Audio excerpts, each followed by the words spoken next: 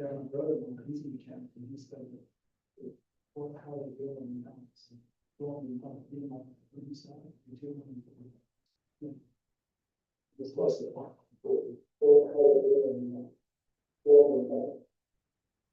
YouTube is working.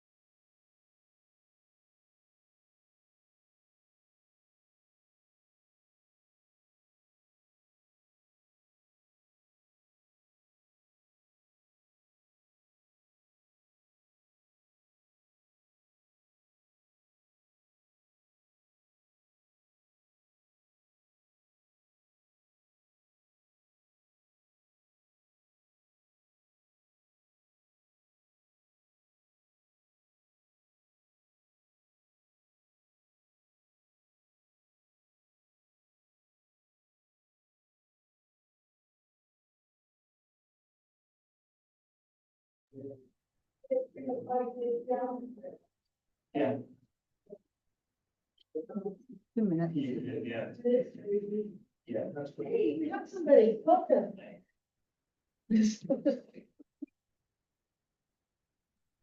Yeah.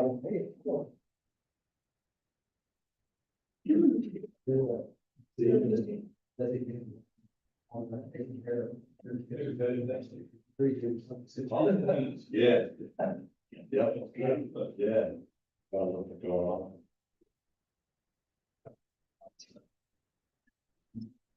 Right. Did he make it? Wish I said a little bit. Yeah, that's the last thing. In the. Well, he wanted to choose. I love her. What attitude? But anyway, well, when I bring you tight, so that's why this guy is just like.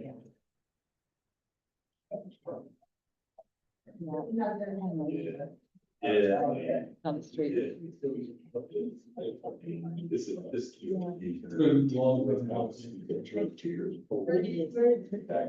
It's like you're like, yeah, it's just. I like this voice. Oh. You know what? That's tough.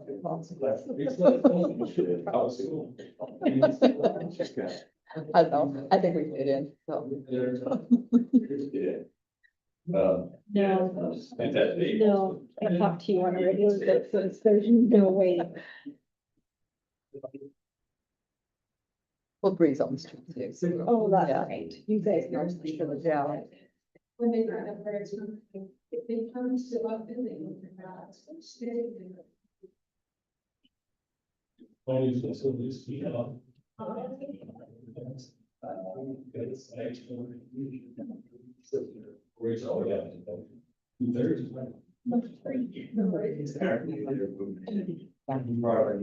just a few minutes out.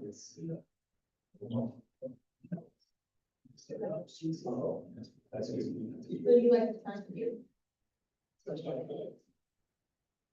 His first name is. Wife's brother. The birthday. 68, it's been, right. Back to. Okay. Roll. Oh, big toe. Who knows who the rest?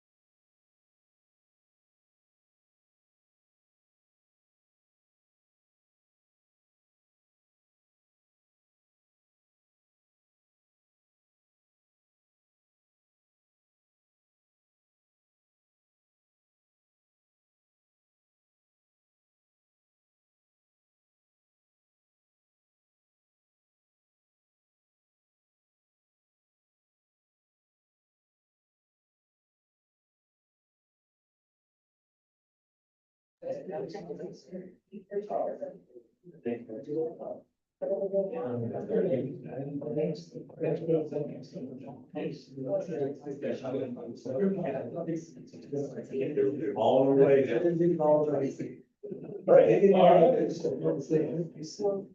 So three, let's, start the meeting. That was cool. Thanks, Jay. I think, okay, that'll be still good. I'd like to call this meeting order, Tuesday, March 15th, whatever it was. I'd like to open with the pledge of allegiance, opening prayer meeting, especially taught by Councilman John Barry.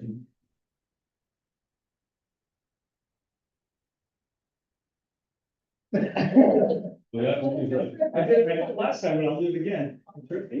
It's on me, I'm on the agenda, let's do it. Audience, please rise. I pledge allegiance to the flag of the United States of America and to the republic for which it stands, one nation, under God, indivisible, with liberty and justice for all.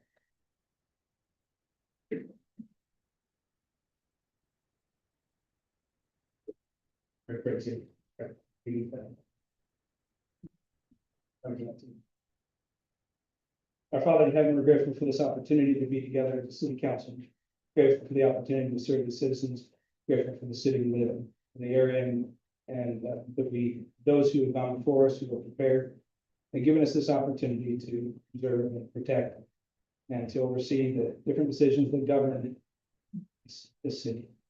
We're grateful to those who serve, those who work for the city, and those who provide the services that give us comfort and peace in our lives. I'm grateful for our children, and we pray for them, pray for that upcoming generation, that they might have the spirit to do the work that needs to be done. We pray for the decisions that we make tonight, for inspiration, and ask thy guiding and power and helping us make the right decisions. We ask for peace and safety, and that thy spirit be poured out upon this area, and bless those who protect us. These things we say in the name of Jesus Christ. Amen. So John, typically, if you don't do it right, you do it again the next week. I think that's okay, right? No, he did a good job. That's why I did it again. Oh, okay. So you're going to the next person. Okay, yeah, he did good. Want to do it again? You would like to excuse Ann Arrington and John, they are out with the band. Thank you. Item 1B, declaration of conflicts of interest, that would be conflicts. Item 1C is public comments, questions from the mayor to the council, 3 minutes. Seeing none, we'll go to 2 consent items. The minutes of June 9th, 2026 and June 11th, 2026. Great, a chance to look at those. And let's see that first. Carolyn, what you will be through the minutes and bills that says. June 9th, we're gonna get to June 12th. You will vote together there. Yes, you can do it. All right, so everyone's motion by David, second by Sarah, in favor, any opposed? Okay, we're going to not do the action grade, that would be. Probably have to be the first. August 11th, okay. The.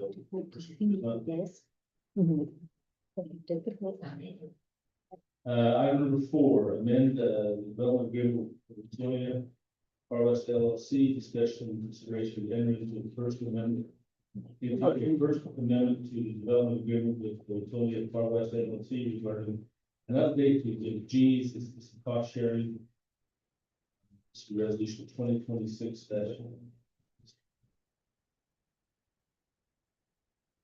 Okay, sorry, I just had her phone up there a little bit. So, Woodsonia came back and proposed a different road section than had been previously approved on their set of plans. So with that change, it was gonna affect, the cost for the road section. It reduced it a bit. So we needed to go in and, update the cost sharing schedule, of what's being reimbursed from Waycock to Woodsonia. It reduced it by about $100,000. It's been reviewed by engineering and signed off on that. And then the city attorney has reviewed it, and they are the ones that drafted the amendment and the resolution for the change. And then if you'll go down, I just put in the sheets where the changes were. It's like backfill and the granular barrow. That's where the changes were, just on the road section.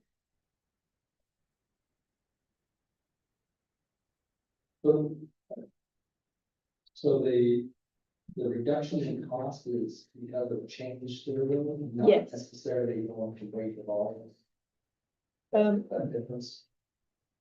I think there was some adjustments on the weight and the volume, how they had it calculated to begin with, so Dana went in and refigured it, so that that we could verify the material that was being used.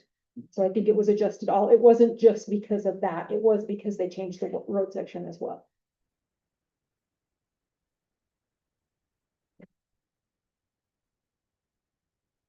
I didn't see what the change was in the road, that was. Is that just a cross section of the road, the change? Or- Yes. Yeah.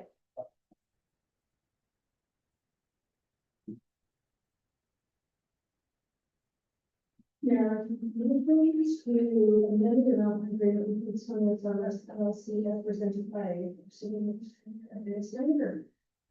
We have a motion by Sarah, second Dave. Any other comments? Favor? Oh, it's a resolution. Already, got that? Sorry, do I need to quote the resolution? Yeah, resolution. 26 dash F. Thank you. Motion is made for resolution 2026-L. That is a roll call, which everything should be a roll call according to that. Let's go, Sarah. Yes. Dave? Yes. Yes.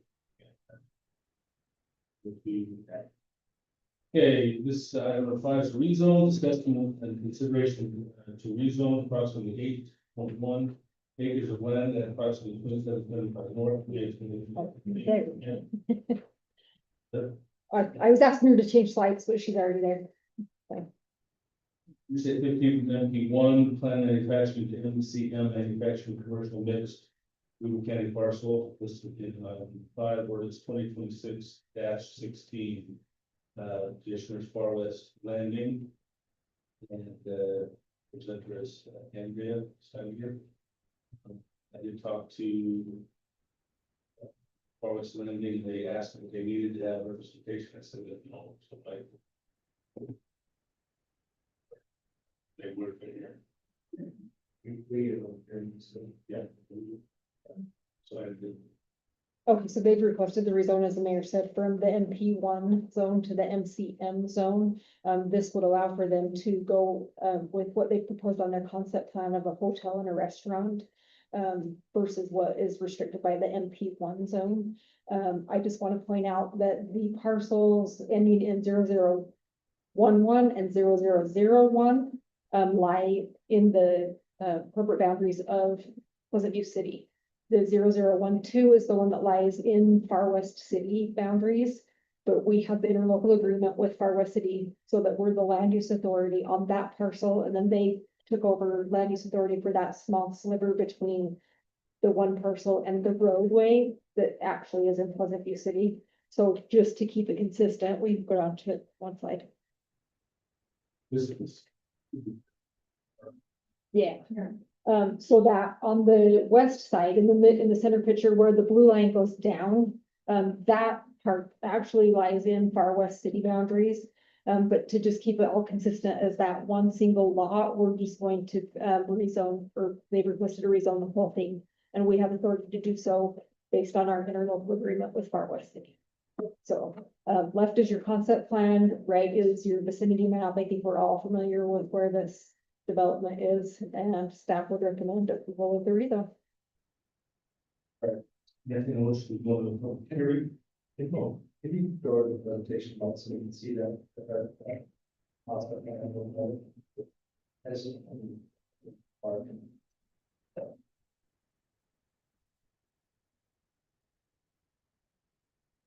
As they're shown. That's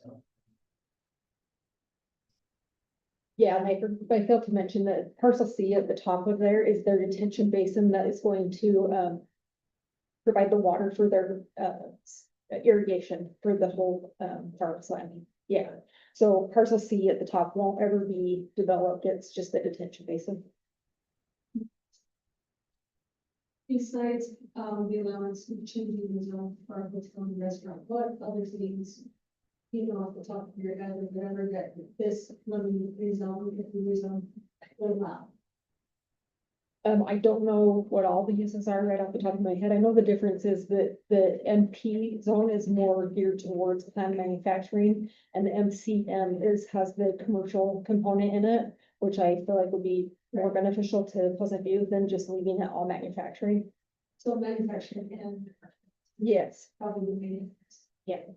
Just curious, in case of that, and like, oh, whatever, just the. That fits the general plan, right? It's all very still. And I've talked with them, you know, never know, but, they do have a housing component already in Far West, that's. They, I think they've got a couple of people, talking with them, with that hotel, this is, I think. Kind of that second and third phase, and realistically, I think that tomorrow. Also, it'll be nice, it'll be our little portion of the, that development. Anyway, I'll make a motion if we go. the motion being carried, Second. motion is second, all in favor. You are not public hearing. Public comment. Yeah, I think we should close the public hearing. Lift the motion. Okay, you're now, all in favor. Hearing, any other comments? If not, then this will be. Ordinance 2026 sessions. Yeah, I think we motion to. Approve, I remember. Number 5. To rezone property as 2775 north. From 50-1 to density and ordinance -2026. Motion. I'll second. Motion is second by Dave. This is an ordinance, so let's do a roll call. Johnny? Yes. Dave? Johnny? Yes. Dave? Yes. Eric? Yes. Item number 6, rezone public hearing. Discussion and consideration of rezone approximately 25 feet acre of land located approximately 3019 north. 75 west of A2 to RE15. Parcel number there is the board 2026 17 officially Josh Garner. And let me go. Okay, so this is a rezone application. It's being done in conjunction with a minor subdivision as well. Mr. Garner is taking 4 separate parcels and combining them, resulting in 2 lots out of the 4 parcels. There on the left hand in the different colors are the 4 different parcels. The one in red is his current home, and then if you look on the right side where it says lot 1, that portion is what is being requested to be rezoned to the RE15. The RE15 will allow him to combine that into the lot where his existing home is, and keep that all one zoning. The rest of it will remain the A2, where he is proposing a riding arena on part of it in the future. It is consistent with the future land use map, and staff recommends approval. I don't think it was in the motion, that the motion that it's not for the right reading and way of future roads now. So they've actually put an easement through on the subdivision or a future right of way. In the event, No, but just that, Only that piece. That. right, so that would be part of the subdivision process. no, No, so this is where, the home and the swimming pool sit technically on separate parcels, so this would combine that whole area. But this is specifically the rezone, the Right. subdivision was done separately, but they voluntarily put that, future right of way, on there, just, in the event that this goes through. Yes. So that lot was already A2. Prior, it was subdivided already. No, so the subdivision hasn't been done. This is all being done concurrently, yeah. So in order to move or to combine that with the current home lot, it needs to be the same zone. Yeah. Yes, I understand. I just, I thought maybe, subdivided. Already, it's still A2, which surprised me, How so. many lots is that? I mean, his lot, and then Just two separate lots or three? So there was 4 separate parcels. There's the home parcel, the blue is a separate parcel, the green is a separate parcel, and there's that little sliver of orangish. Yeah, so it'll clean up all of those parcels and then just allow him a larger lot. Anyway, we need to go on a public hearing for this. Any other questions? Aaron, motion to go. Second. Okay, motion was second, all in favor? Who seconded it? John, okay. Yes. You come from the public. Sounds like a good idea. So I think Think I passed that. you good? Yep. Okay, seeing no public, Aaron, I'll make a motion to go public hearing. Second. motion is second. All in favor? Aye. Okay, this is Lord's, 6-17. Entertain a motion. Aaron make a motion that we, approve the rezone.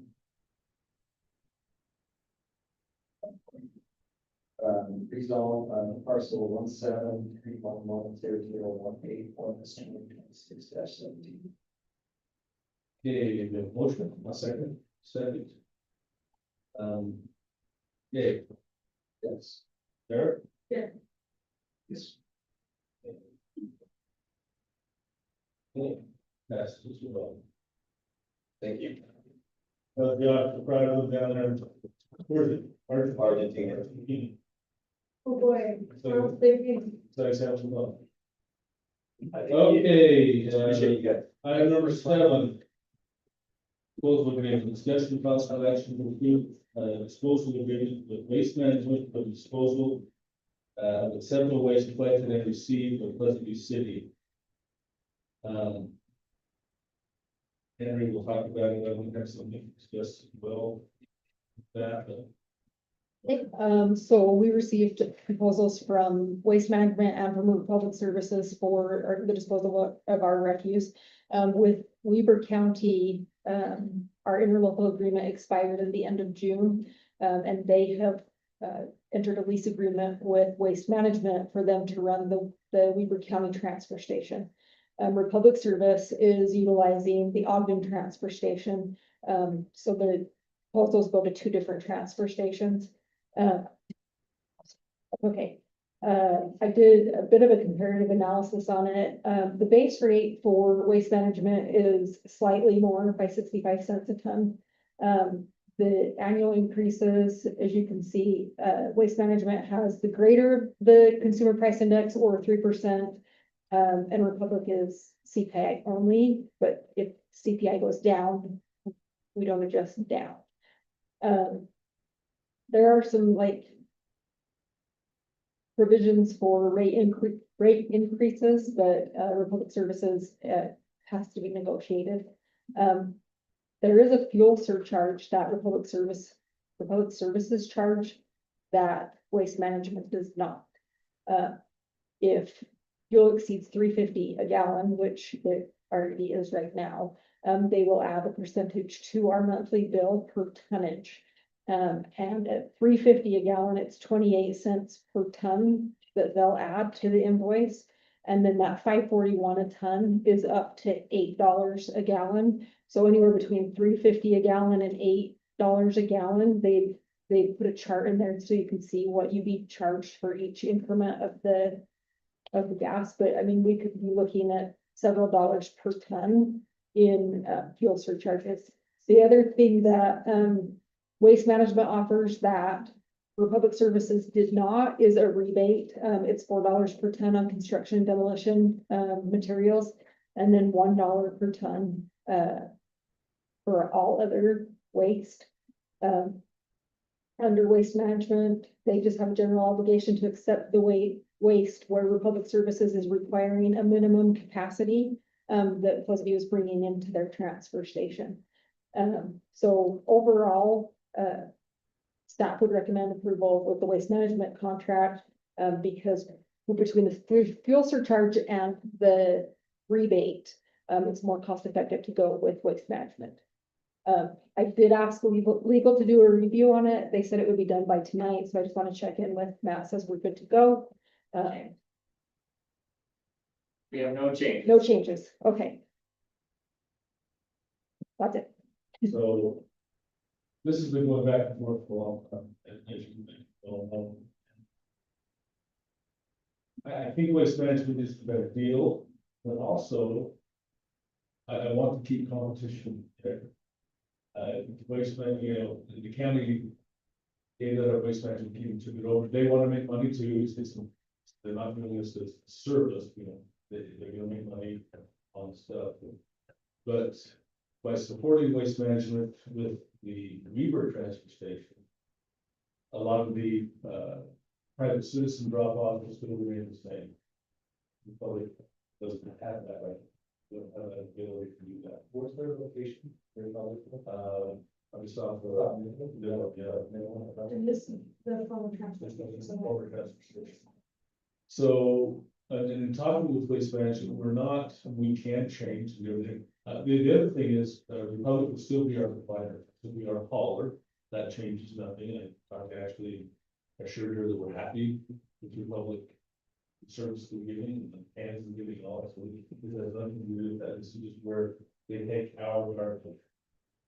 And so Republic is happy to take it there. You have permission, which I think we got cleared up. Yes. Okay. So, anyway, that's what I'm recommending this as well, waste management. Several cities still on fence, I think several of the top mayors. They don't go back and forth. I think all the cities will split it at this point. Look and see what they do. I don't know that how that's going to be. I would hopefully have you support for this. I just think it's the best for the competition. To have, if we do away with the waste management, that we transfer station only go to the public, then yeah, then it's just we'll just supply demand and get them charges whatever they want. That's my point. And you're saying that we're just if all the cities make that decision, right? But the Republic, it's only one or two cities that, yeah. Well, waste management is the only, they have a lot of their own waste management. They have cities that they all do well. So it's not just us. It's spreading it out. I don't want to comment on any of the cities where they're doing this. Was Republic encouraging us to go with them? Yeah, of course, they want business, and then I didn't want it to be a bidding war, because we want that stop. So I asked them just to give us a bid and not use it against it, because that's the way it's kind of going. Well, the public does this, we do this, you know, it's back and forth. We don't want any of that coverage. That's a benefit to all of us. Yeah. And that's the competition. Yeah, competition is good, that's what I think, anyway, staff recommending the work. Explanation for that. I see this is a term of 5 years, is that right? Yes. But there is an out clause with the performance clause in there too. It's like 9 days. Yeah, I think that Obviously, waste management is massive and. Yeah. This one. and the waste management, has a recycling center. They couldn't comment on some of that stuff, that's down in Salt Lake. I've talked to them about wanting to discontinue recycling. I don't know if that would. But even Republicans could start getting their stuff for waste management, and it's just you watch Sopranos. That's how we are, it seems like it's in there. And well, it is here too, garbage is a big deal, Dave and I were, Yeah. we talked about that years ago. So just for me, I think it's important to have the citizens be able to have a place to go. That's a big thing for me. And I actually went there this weekend and I was actually impressed at how efficient things ran and seemed the county needed to step up their game for what I can tell. So I think the staff will go the right recommendation. So that's what I mean right now. Yeah, take that as a motion, somebody? I make a motion Is there any? that we, adopts the disposal agreement and that has been presented and award this to this one. Second motion. Motion is second, Dave, all in favor? Aye. Any opposed? Okay, item number 8, interlocal agreement, discussion of possible action to approve an interlocal agreement with Weaver County. Weaver County Recorder Surveyor Office for subdivision reviews and additional surveys for. So I'm gonna kind of hit items 8 and 9 at the same time, so you don't have to listen to me explain the same thing twice.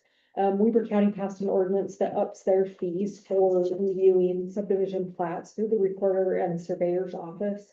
This is a standard process, in any subdivision approval with the city. The plat has to be reviewed by Weaver County, to make sure that it fits all of their requirements, that everything's listed on there properly, so that when it comes time to record it, it's good to go. This is a fee that we just include as a note on our consolidated fee schedule. It is something the developer pays right to Weaver County directly. They don't pay that to us, and it's not like a pass-through cost. So because we need to update our interlocal agreement to reflect the new charges that Weaver County has put into place. That's the approval of the interlocal agreement, and then we just need to update our consolidated fee schedule, which is the next item, to just reflect the change in the cost. Is it just an amendment to the interlocal? It's not adopting a new interlocal agreement? So they sent a new one. I didn't see a resolution in the package. Does need a resolution? But it's amending. Well, for number 8. Well, because when he emailed Sean about it originally, it said, please go ahead with our next 5-year agreement. So I believe that. I'm just on the agenda. Just please review and get back to us so we can proceed with the update and 5-year renewal. It just requires a resolution. Just related to the agenda item. From an actual resolution. So if you would like to table that, we can the next time. Mayor, like, is that-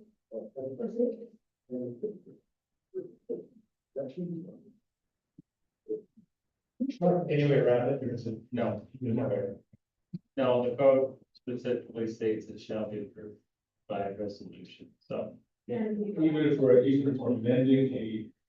And that's why it's just, when I read it, it seemed like it was a new agreement.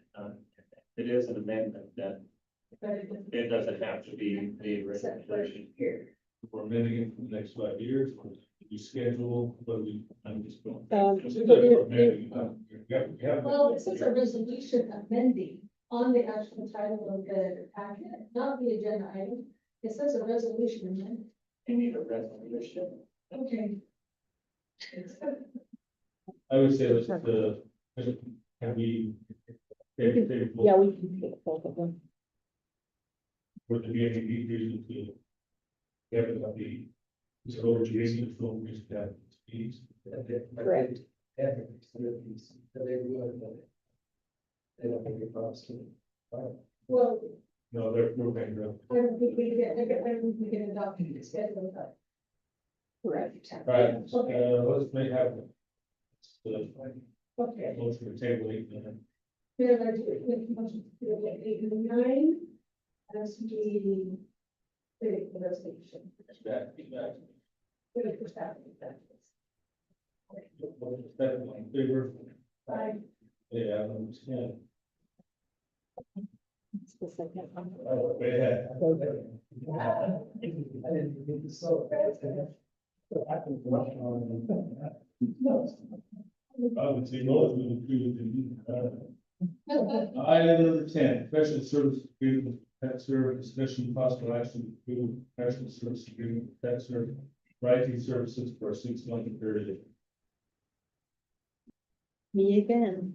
I don't have a slide for this one. So TechServe is the company that does our IT services, and they have been acquired by Nexus. We're unsure of what the changes are going to look like, come January 1st of 2027. So we have asked them to just, go ahead with a 6-month contract, where our last one was for 3 years. We want to do a 6-month contract to give us time to do an RFP for IT services. So this is exactly the same contract that we have had in the past. It just is for a 6-month period. It doesn't change the fee. No. They do charge us monthly, yes, and then additional for like after hours, so. Are we planning to do the bid on? Yes, yes, their contract was up on July 11th. That didn't give me time to put an RFP together, so I've asked for that additional 6 months so that we have time to do it properly. Maryland motion that we approve. The search agreement with tax service right for additional 6 months. Weaver, It's good. item number 11, practical services agreement, addendum, Tyler Seaman. Discussion of possible action to approve an addition, addendum to the professional service agreement with Tyler, building administrator. So Tyler Seaman is the owner of Beacon Code Consultants. He's the one that does our building inspections for the city. His staff reviews our building permits, submittals that come in and process those. As part of this addendum to the original contract, we will be paying an extra $500 a month, and that would provide us with administrative services where she would print out copies of the building permits, the site plans. What else were you including? Oh, we did a lot. Anyways, Yeah. she'll put those all in a book for us for record retention purposes. That we will be provided, I believe that she discussed monthly Monthly. with Tyler. So then she'll be sending out those binders monthly for us. It will help us out a lot and keep us compliant with records retention. So I recommend it, all of it. So we were doing that before. House. Well, with City Inspect, we weren't printing everything off. It's just on their site. But we want those hard copies in case something goes down, that we need that record. Not since we got City Inspect. It's all been on their program, and I don't know. I think they do, but I think we need to have our own records. We can pull them whenever we want to and have them. So this is, and what is Tyler? It's for his administrative assistant to help us do those books, do those records, because she hasn't been doing those at all. And we just need somebody to do those for us, to print all the building permits, all the site plans, create these books. So Tyler's been doing like building permit, he does the plan review, and then he does all of the building inspections that are required to build a home or a commercial business. So this is risk reduction, just case written. That too, yeah. So this just changed the maximum $700 per hour, and so we just get maybe the other. No, that's Tyler's is 60. It is just an extra 500 for her, Oh. for the assistant. Yes, for the administrative services, we did correct or kind of amend the compensation under the original or the current contract. Just because there was a cap there with building fluctuating up and down. Sometimes if he goes over that cap on building inspections, he's not taking advantage of the city. He's just got that many inspections that he's got to do. So we were just removing that cap. So this includes both. The administrative Yes. services and. Yes. The fee passed on, is that budgeted, that, how do we pay for that? Buildings, on our building permits, we charge a fee for inspections. But then if he goes out more, or does extra, it's on us, but yeah. So as part of any building permit, there's a plan check fee, which is in residential 50% of the building permit fee, and then 65% on commercial. So that covers a lot of that time that he takes to sit down and actually go through the plans, make sure that they're compliant with IDC and IRC. And then the inspections depending on how long he takes, could be covered partially by that.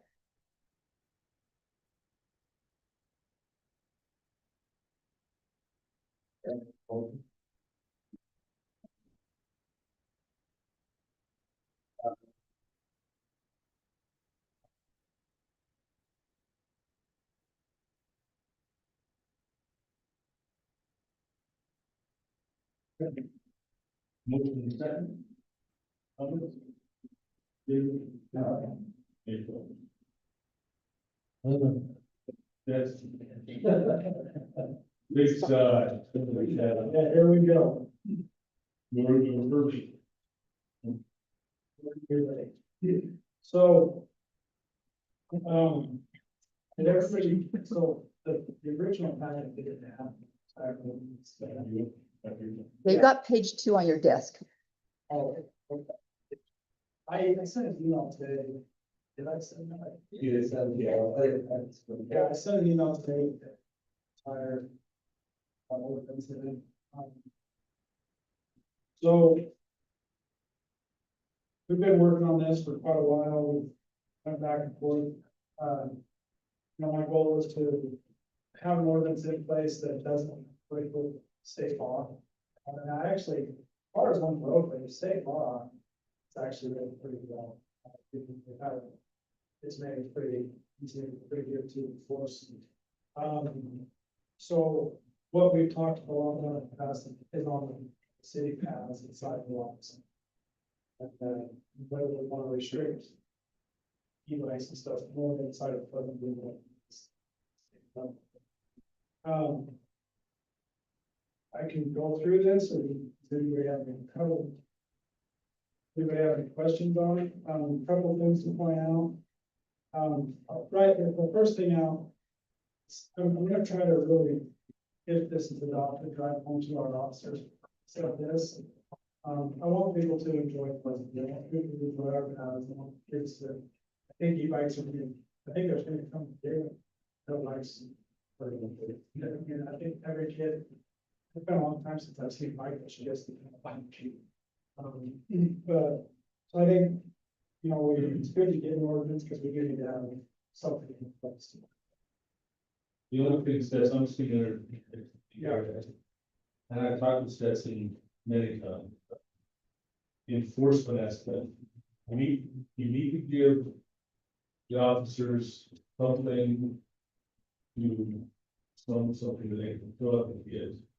But how will the voters want to push it?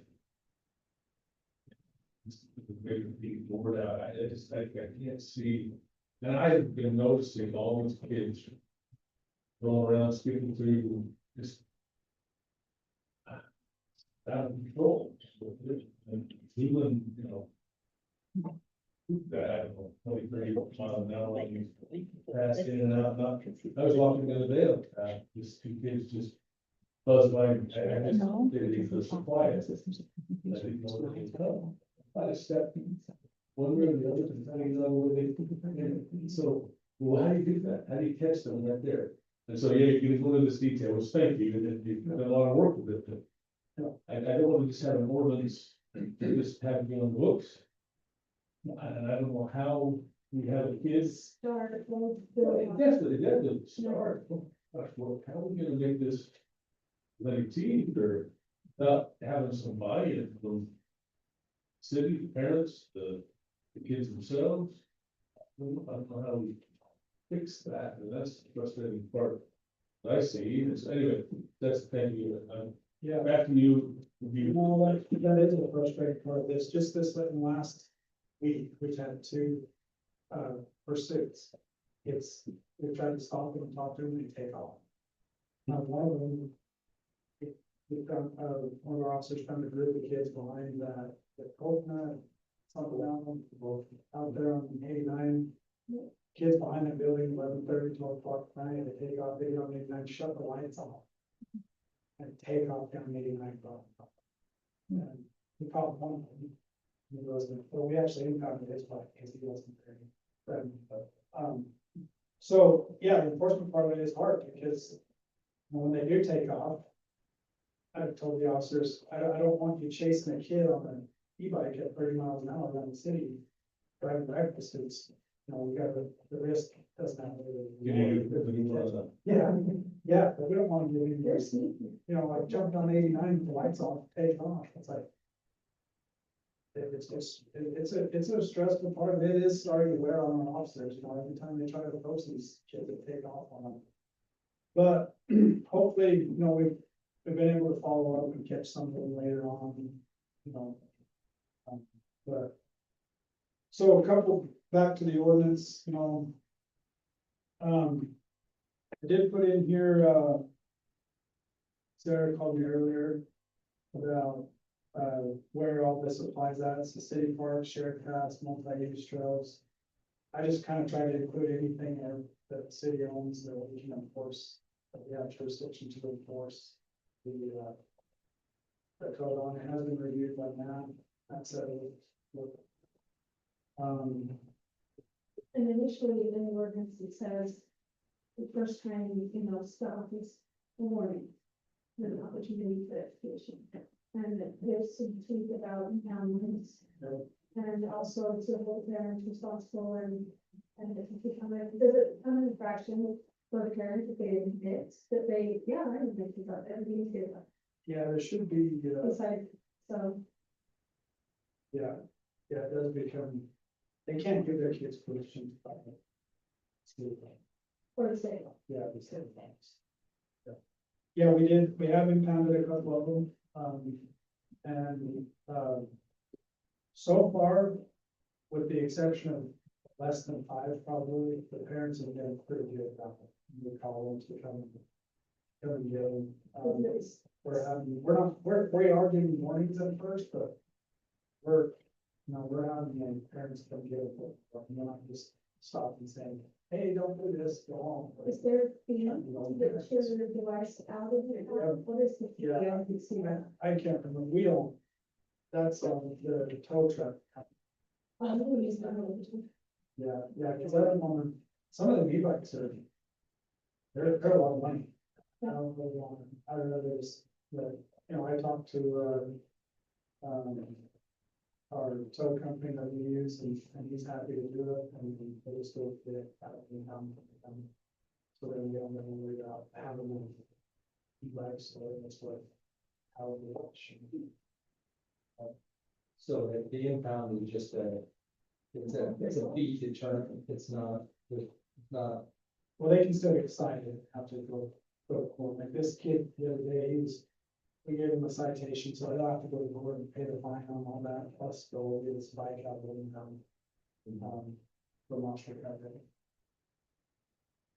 Yeah, Doesn't have the fees anywhere from $80 to $100. yeah, I think they'll probably $200 or $300, I'm not sure, cases come out to them. But part of it, we had a one officer, he went for his truck, and he's like, they're really good.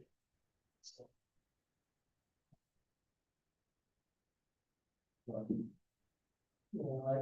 For me, okay, we're a small world and maybe, kids in a ride and have fun and even adults and stuff, but there's just, we're not too far away from having somebody seriously get injured and making a call from them. yeah, and as I put this together, I looked at like what problems we're having, that's why the supervision, the adult supervision part is the biggest. We're not having problems in our school, that's like, not get people call and say, kids are out riding with their parents and they try to run us off the trail, we do get calls of groups of 3, 4, 5 kids. People will try to walk along and walking out and that people come off work. I have 4 or 5 kids on motorcycles, we would like it more, most of them, but, and I saw them get off the street and I make them all that. So they just, you guys are all illegal, why are you playing on the street? So we're going through this.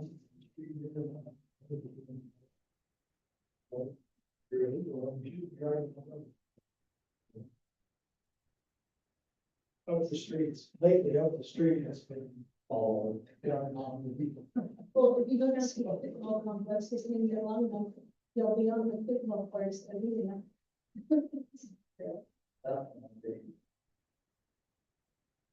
there's signage, there's every, you ask public works, also you ever see today, this is, they didn't call the kids, they tell them. Get off, and then they get in their face and they, you know. Most of the kids don't listen to me.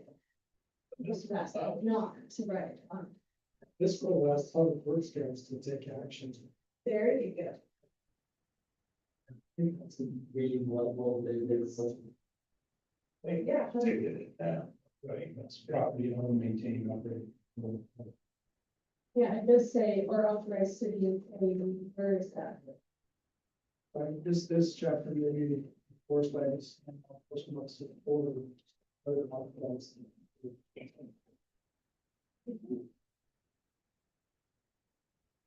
I like it, I appreciate it, I think it's start something, it's still, I mean, state law, we have to comply with it anyway. But it's good to have something on our, ordinance, you know, our own city ordinances, how you enforce it, that's hard, but that's why, you know, you guys get a good job. We have other city officials that, other enforcement by city officials, non-officer. Do we have anything else that we do that currently? The parks, I think it says that they can. Hours and stuff, most of the time. The city officials will call us. They can't. They're taking the last thing. As far as like investing, they're signing them. Are you guys thinking about some education materials that people know, maybe how to? This is. Yeah, long, yeah, I was thinking. Share and- Yeah, I was thinking, in that, in the end, Oh, do you get it? to get something out there, based on that, especially right here before school starts again, because that's when it's a lot of people. Bigger than part, bigger than even down the road from the school, probably doing that. So, Is this just so I understand the process, with this, does then go to, will we have a hearing on this? Public comment or anything, does that come up? We're not having ordinance that we have a public. You can. You can. It's a lot of passionate people about this. Even- Also, yes. Right now, I mean, if we're adopting this ordinance now, there's enough. Right now? Yes. Okay. so are you thinking the public will want to comment? on- The only reason, I think you want to be careful because it's a hot topic, but I do think the education piece, if there's an if we can get other around to help educate, to spread the word. And if that's a forum that can happen. Again, I'm new at this, so I don't know how well that goes over, but, I don't know. Maybe have, like, be somewhere where you have a little meet and greet, not meet and greet, but you know. You can give out your free bike helmets at the same time. Give out your free bike helmets, have people come and let's educate you and, you know, share what it is. And we're, you know, we're really, our approach is, just as the purpose says, it's saving for the community. And we're really trying, like, our officers are really trying to give them one, stop them, talk to them first and educate them. I didn't point down those we try to play it, we talk to them about it, they take. Yeah. Most of it. I'll just add, even with the ordinance, and it mandates a second time offense, that it doesn't take away their discretion, they still have their discretion. They can use that, well, I remember at one time it was, comment was made that the majority of these bikes are coming from outside of our city. That's still true. Yeah, I think, yeah, well, I mean, we're getting just big. Where do they like to go? Like, where is the main? Parts, the strong art, it seems. Yeah, I see a lot of. You know, Any night, any day after school. and, you know, like I said the other night, they were all under 14 and they were down on the highway. Is there ever gonna come a time these have to be registered? you know, these motorcycles, not like my ATVs, I have to register those, and my, you know, my 750. I really shouldn't ride those on the road. But inside of the side, that's nice. But I can't drive all of them. The others, I think I've seen a few places around, and driving up the block, right up on Washington. I'm not driving that around. These bikes, I mean, they're not as powerful, maybe they're as fast as a regular motorcycle. So is that everything right? Has the state gonna have those be registered as a street legal bike? Well, right now, if they're not pedal assisted, they're forced to. Yeah.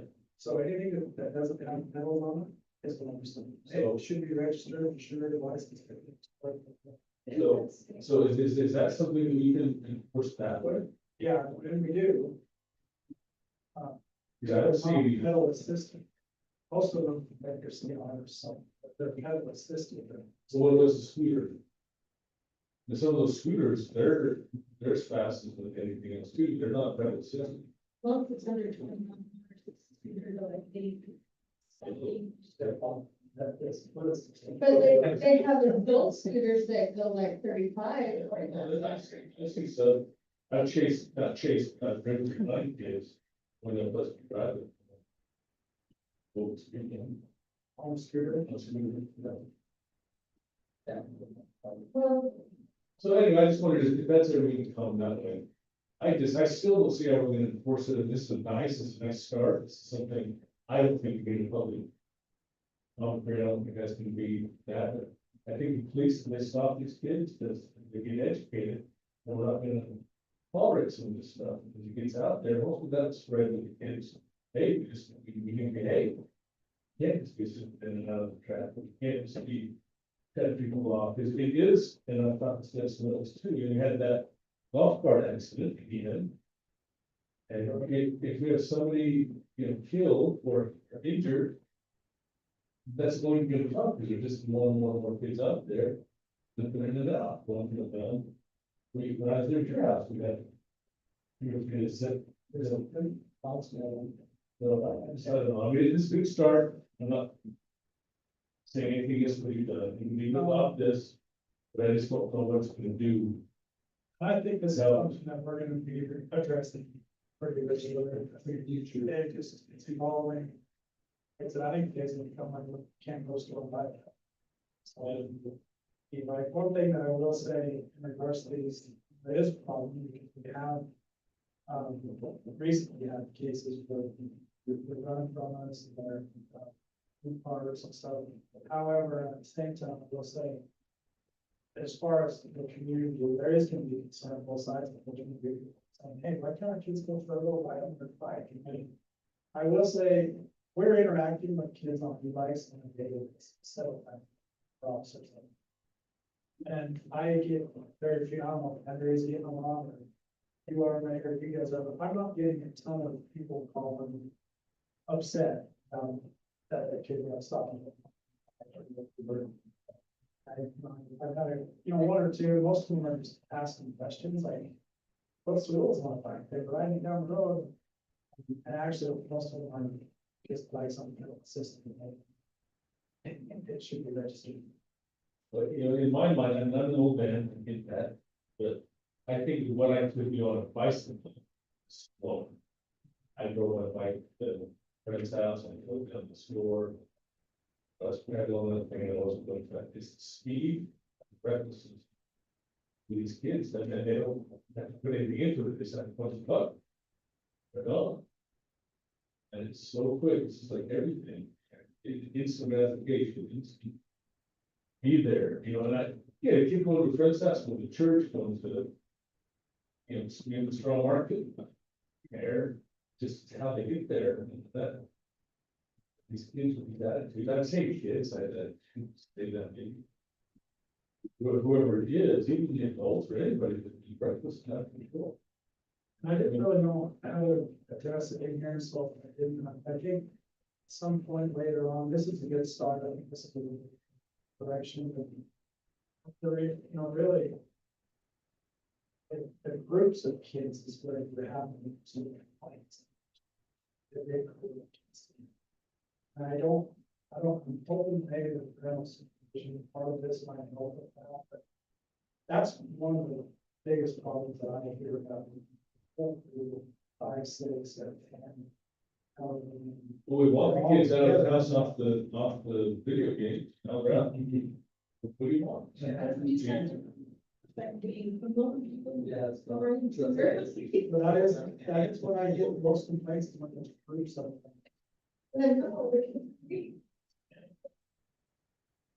Well, anyway, anything else? Yeah, I think there is gonna be, you gotta address this ongoing because it's just gonna get worse when it comes to the amount of products available to buy. What do we even get public about? Well, yeah, and like I say, once the people get started feeling tense, it's going to, and it's We're gonna give her, not gonna be, the future is going to be the same. Their taxes by the Olympics. well, I agree to it. Yes, yeah. Okay, Mayor, I'd like to make a motion to approve item number 12, ordinance 2026-13, regulations for electric bicycles. As presented. You have a motion by Sarah. Second by Dave, on favor? Oh, excuse me? Johnny? Yes. Fair. Besides being really put out some practice. All right, that's. No, I'll never do. Okay, item number 13. Well, it's still ahead. Thank you. Purchasing policy, discussion of possible action to update the purchasing policy. To amend the text to be consistent with the table summary and change the policy on change order. Ordinance 2026-18. Instead of Andrea, let's move on to this one. Okay. So in the ordinance, you see that, summary box. In there, we want the wording to match that box. And so in section 0.40, 0.60, 0.70, we're changing that 15,000 to the 20,001. Oh, and 60 change that to 20,001. Or no, just 20. Sorry, that's right, that's correct. So it's just making that change the same. And then also up in section 2.33.20, we're changing the change orders from the 5% to the 15%. Inflation and everything is just not that much. And we can get through projects faster. Those are the only changes. Have to be city administrator and No, it's city administrator and mayor or mayor pro tem. So it has to be the both of them. Yeah.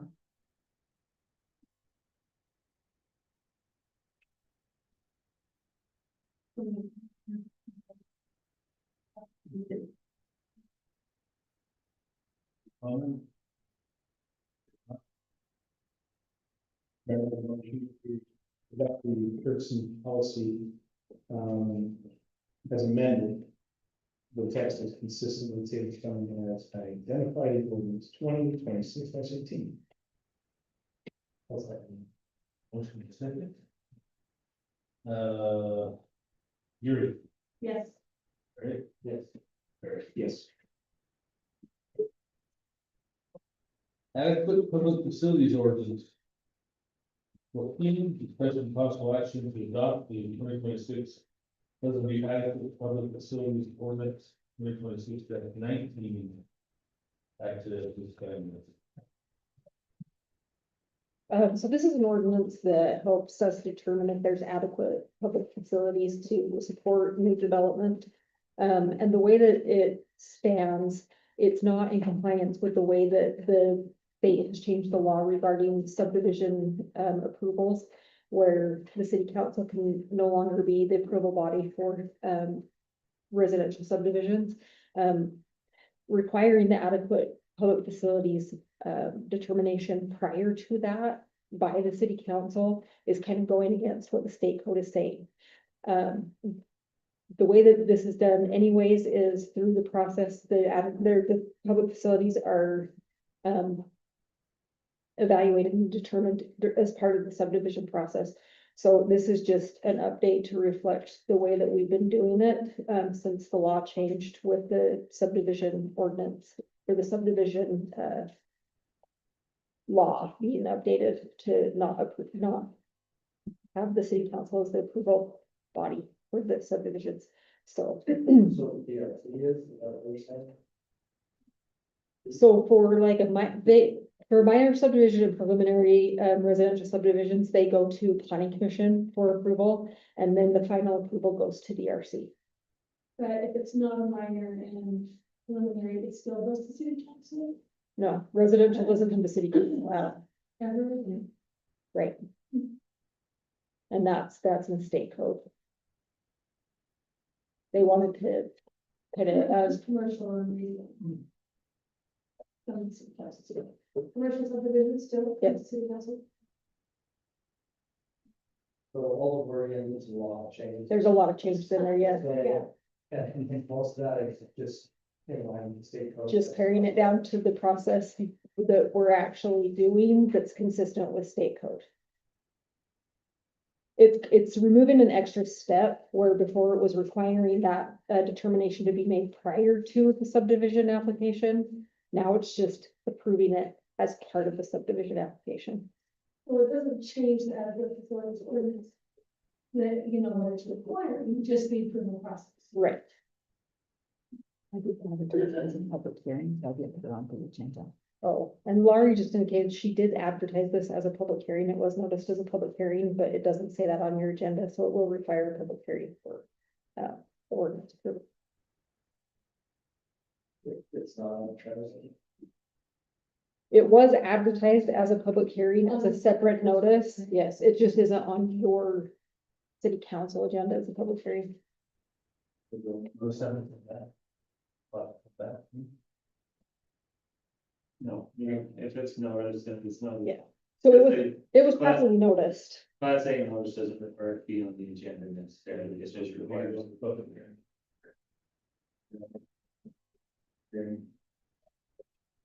Second. Motion second, all in favor?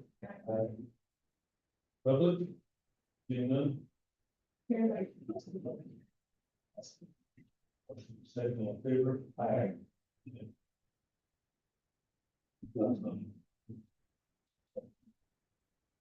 There's a lot of changes to it, but got your thing, it's matching what we're doing, I'm ready to take over.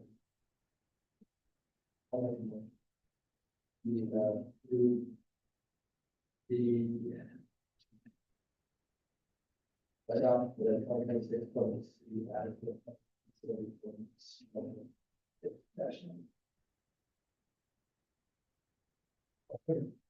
Motion second.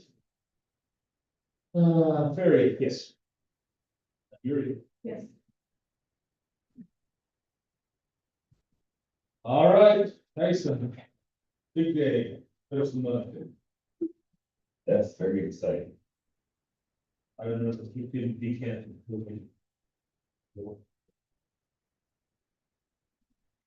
So this is a large project we've talked about over the years. Hopefully you got a chance to take in some of the tech report. David said, it's a strong encouragement on your packet. You had a chance over in that. This property was purchased back in 2020 with the intent. Public works yard with multiple uses. One of them being like the weekend facility that fit in our current location. Regional pond. Providing services. The road, street lights, garbage can add on, restoring equipment. This is just a beginning part of for the life in that site. Big part of the hang up And into the wetland delineations with the Army Corps of Engineers pretty quickly after the purchase, that process.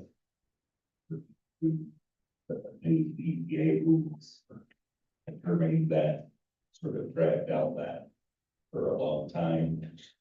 While we were in the middle of it, see the ARPA funds, and at worst case, we would delineate the wetlands elsewhere and still for the life of the site. But they did find me to wetlands were not present on the site, so we're definitely behind, and we're pushing the deadline for spending the grant funding.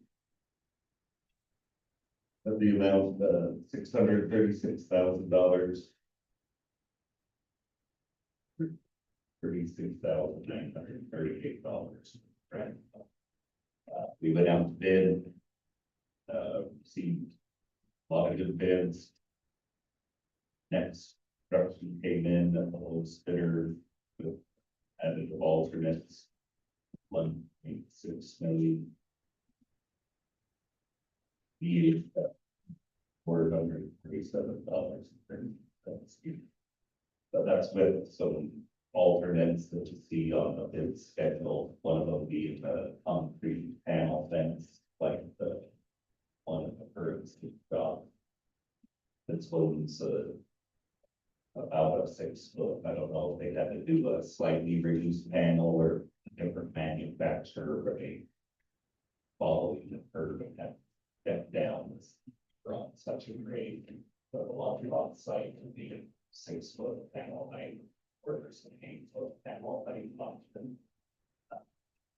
We put it in that way, considering how that panel fence came into play here as residents came around the shop area. Public Works processes become a nuisance with the flashing yellow and flames over the years, and obviously you get some aesthetics and sound protection from the concrete panel versus the chimney. So those are one of the bigger items. Your unexpended amount, we'd be coming back for at some point when we had to pull the complications, but we were afraid we're gonna drag the project out longer and that deadline. Fuel station on site to upgrade our fuel capacities. Integrated fuel system and the water fill station. So the water fill station reference in the bid numbers is just for the preparation for the pad.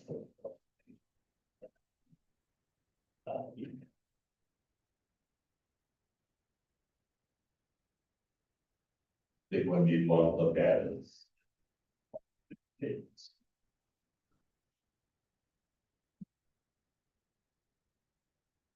So they will be replacing on this and I want to reduce some stuff. I didn't know the wetland, they answered there's no wetland on property. It flows through there, but it's not. Yes, the determination made that they're not categorized. That are protected. One question I had to ask you before as well, but sewer line, is it already done, maybe to that location, or do you get that part of this to add? So part of the decants is to get the sewer lateral from the decant facility out to that main. So the sewer project brought the main connection point from. Yeah, that gave up our properties through those pieces of the previous. And we don't need the detention pond or. This we can't. Yes, that's being handy to the sanitary.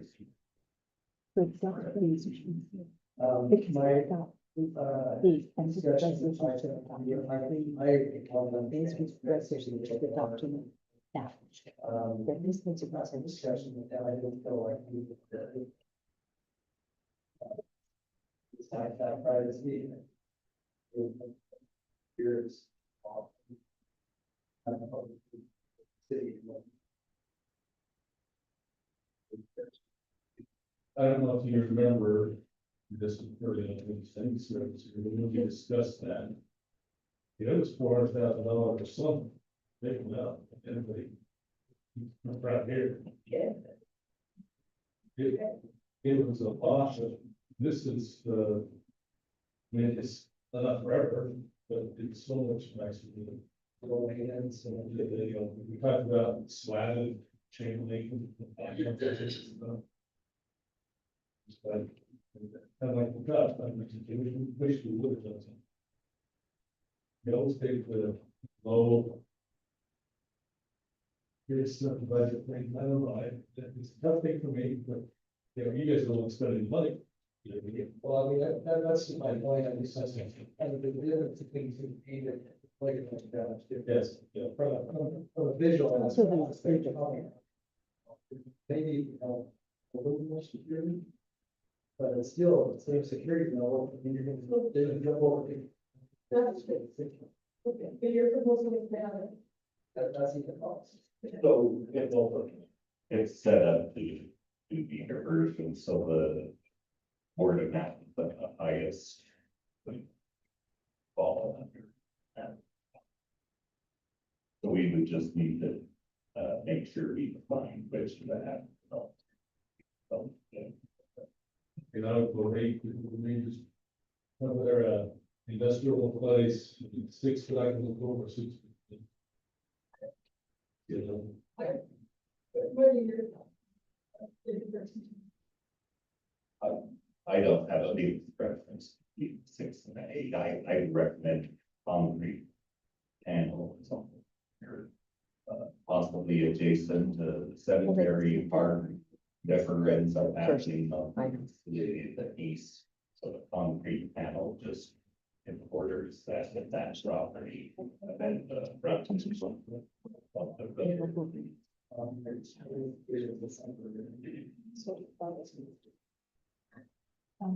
Those, that fence, those concrete fences, there's a company in Utah that makes them all. Is that, do we know what the brand is you're gonna be using? Yes, If that's 6 foot there, I don't think it. does that say? It's just under the colors are 6, but So, I don't. Talking about, you're not gonna see it, and, but you know, but the truck and everything else would be an 8 foot. I can. that's what you see. 6 foot. Well, I think I was, for this resident, buffering resident, I know that it's something to do with a major filter, something, they're Change that, it's a band, anywhere. generally, It that's. will have to be hired for commercial. I'm not aware of them. Okay, so let's get it codified. what? Let's get the ordinance codified and all Wow. So. There you go. Are you? Play very Like close. No, you'd hear for like this, they do the staging elements. Here's the thing, you're gonna have tall buildings and things like that, and so. There's an exhibit in here. It's in your electronic package. Not that I think we have that. It's got a little detail for the concrete panel section, and it just says, Here's talking about this one. no, it's packet number.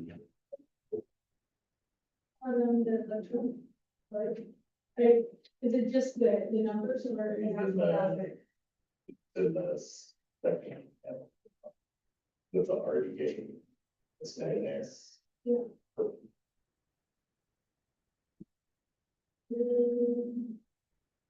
There So why is, like, next construction for the fence is 144 versus 203 and five was 141. Sorry, Mayor, what part? So the 6 or 8 foot panel fence, the next construction is 144 or 203. And, the Gladwell for the same fencing is 141, which is very similar to six, which is 168, so it's $20,000. So some of them I don't have enough. You know what I mean? Down each item and how they need it, because that's some of the calls. For That's something $60,000, 68. But if you look at Gladville's, And then, if I don't run, you put me $1 million, I think it's 60. I can do it, John. So If I did it there. I stand 6'1" tall. But your eyes are less than six. But then you have my brothers for 600. I'm okay with a. What is gonna be, what's the surrounding area? What's gonna be the, Cemetery, your low income housing. that's the area. And that's, yeah. There's no such thing as. Affordable housing, there you go, sorry, thanks, sir. So that's what, and are there sidewalks around it? Yeah. Will be much traffic? People, what traffic? Well, So, Rob, that- I know we're talking, just wanna make, in the future, what's the future plans? Cemetery. Still, there really is a cemetery, Anything left? so you're bordered on the west side by Highway 89. You'll have the frontage road would be the residential component where you have the most, public traffic, it's gonna be your frontage. So that's, we're only showing it across the frontage and then down the west side, assuming you're gonna have a park. Let me ask you a question. At the back of the field. This is the decant facility, which will be on the north end, right? Correct. Are we getting the cart for the horse a little bit on this particular thing? Because, I mean, it's going to, I mean, there's gonna be a whole facility there. Do you want to have to be matching at some point where it all fits together? Because this. No, yeah, the fence and all that stuff. I mean, we want it to be decant facility put in. But do, I mean, as we go around the thing, and we're going to. So part of the fencing is more the component that putting your street lights, so now we're taking in the. So this will be. Yeah, So this fence will also be the streetlights, the garbage cans, and all those things will also be inside of this. yeah, so we already have some of our plow equipment down there, so.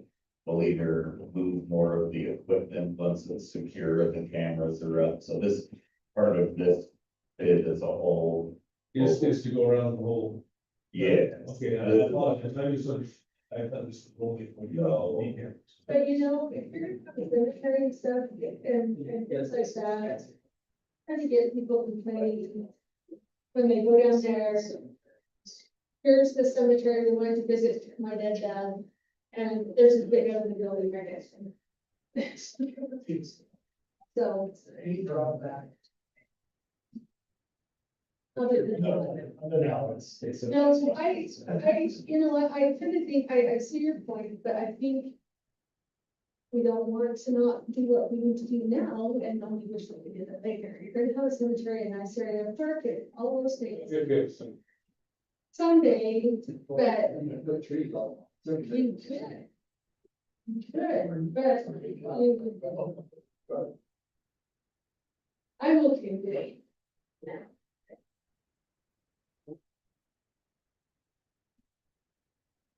It's up to you. Oh, definitely want to do this, that is all my plan, but I just don't think this works, that's spending the extra $60. you guys will do it. That's. Just forever. Until it's not. So Well, keep up the zombie pocket. That could be safe, that. Ready, go. We're looking at.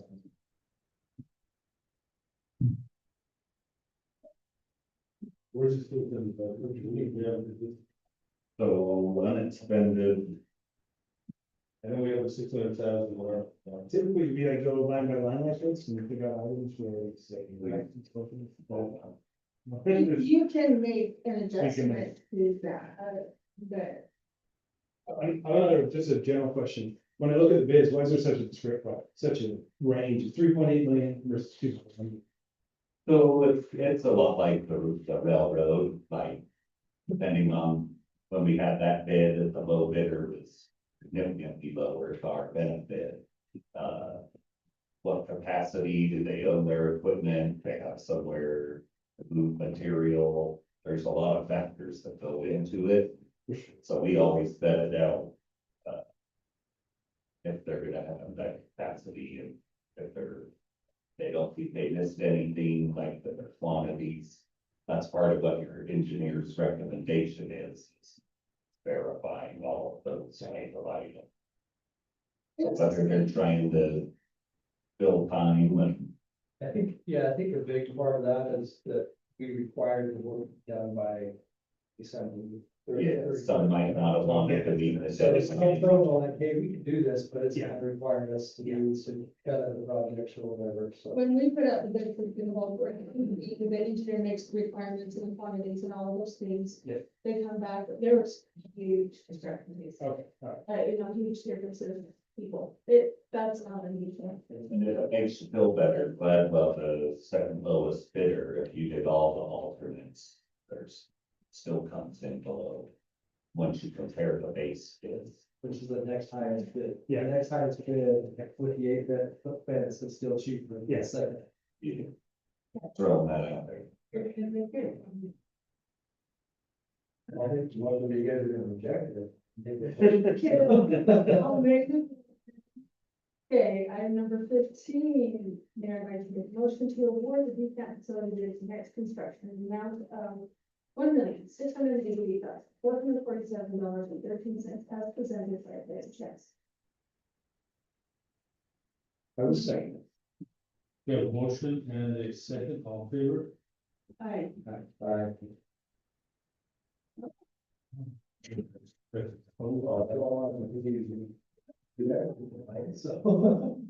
Well, Thank it you. would still be fast. item number, any opposed? Sure. Item number 16, classification services, this is a long time coming. Discussion of possible action to approve the classification service in Pleasant City, municipal code, general code, in the amount of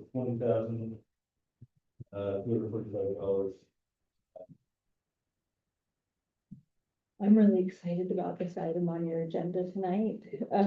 We are looking at updating our code for Pleasant View City. This won't be an entire new rewrite of the code, but it'll go through and modify a significant amount of the code as it stands.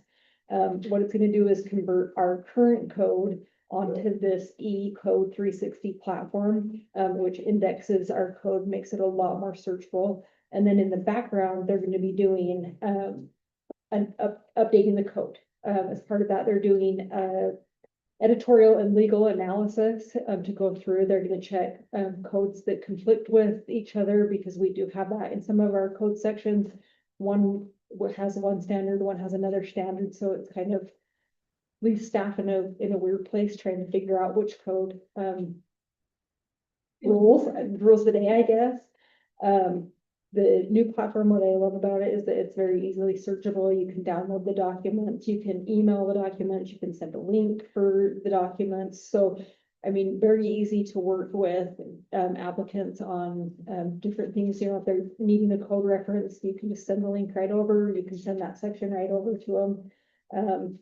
We've talked about, as I talked with the gal that, submitted the quote on it, like we have traffic code and criminal code in our city code that is so outdated, and it's all covered by state laws.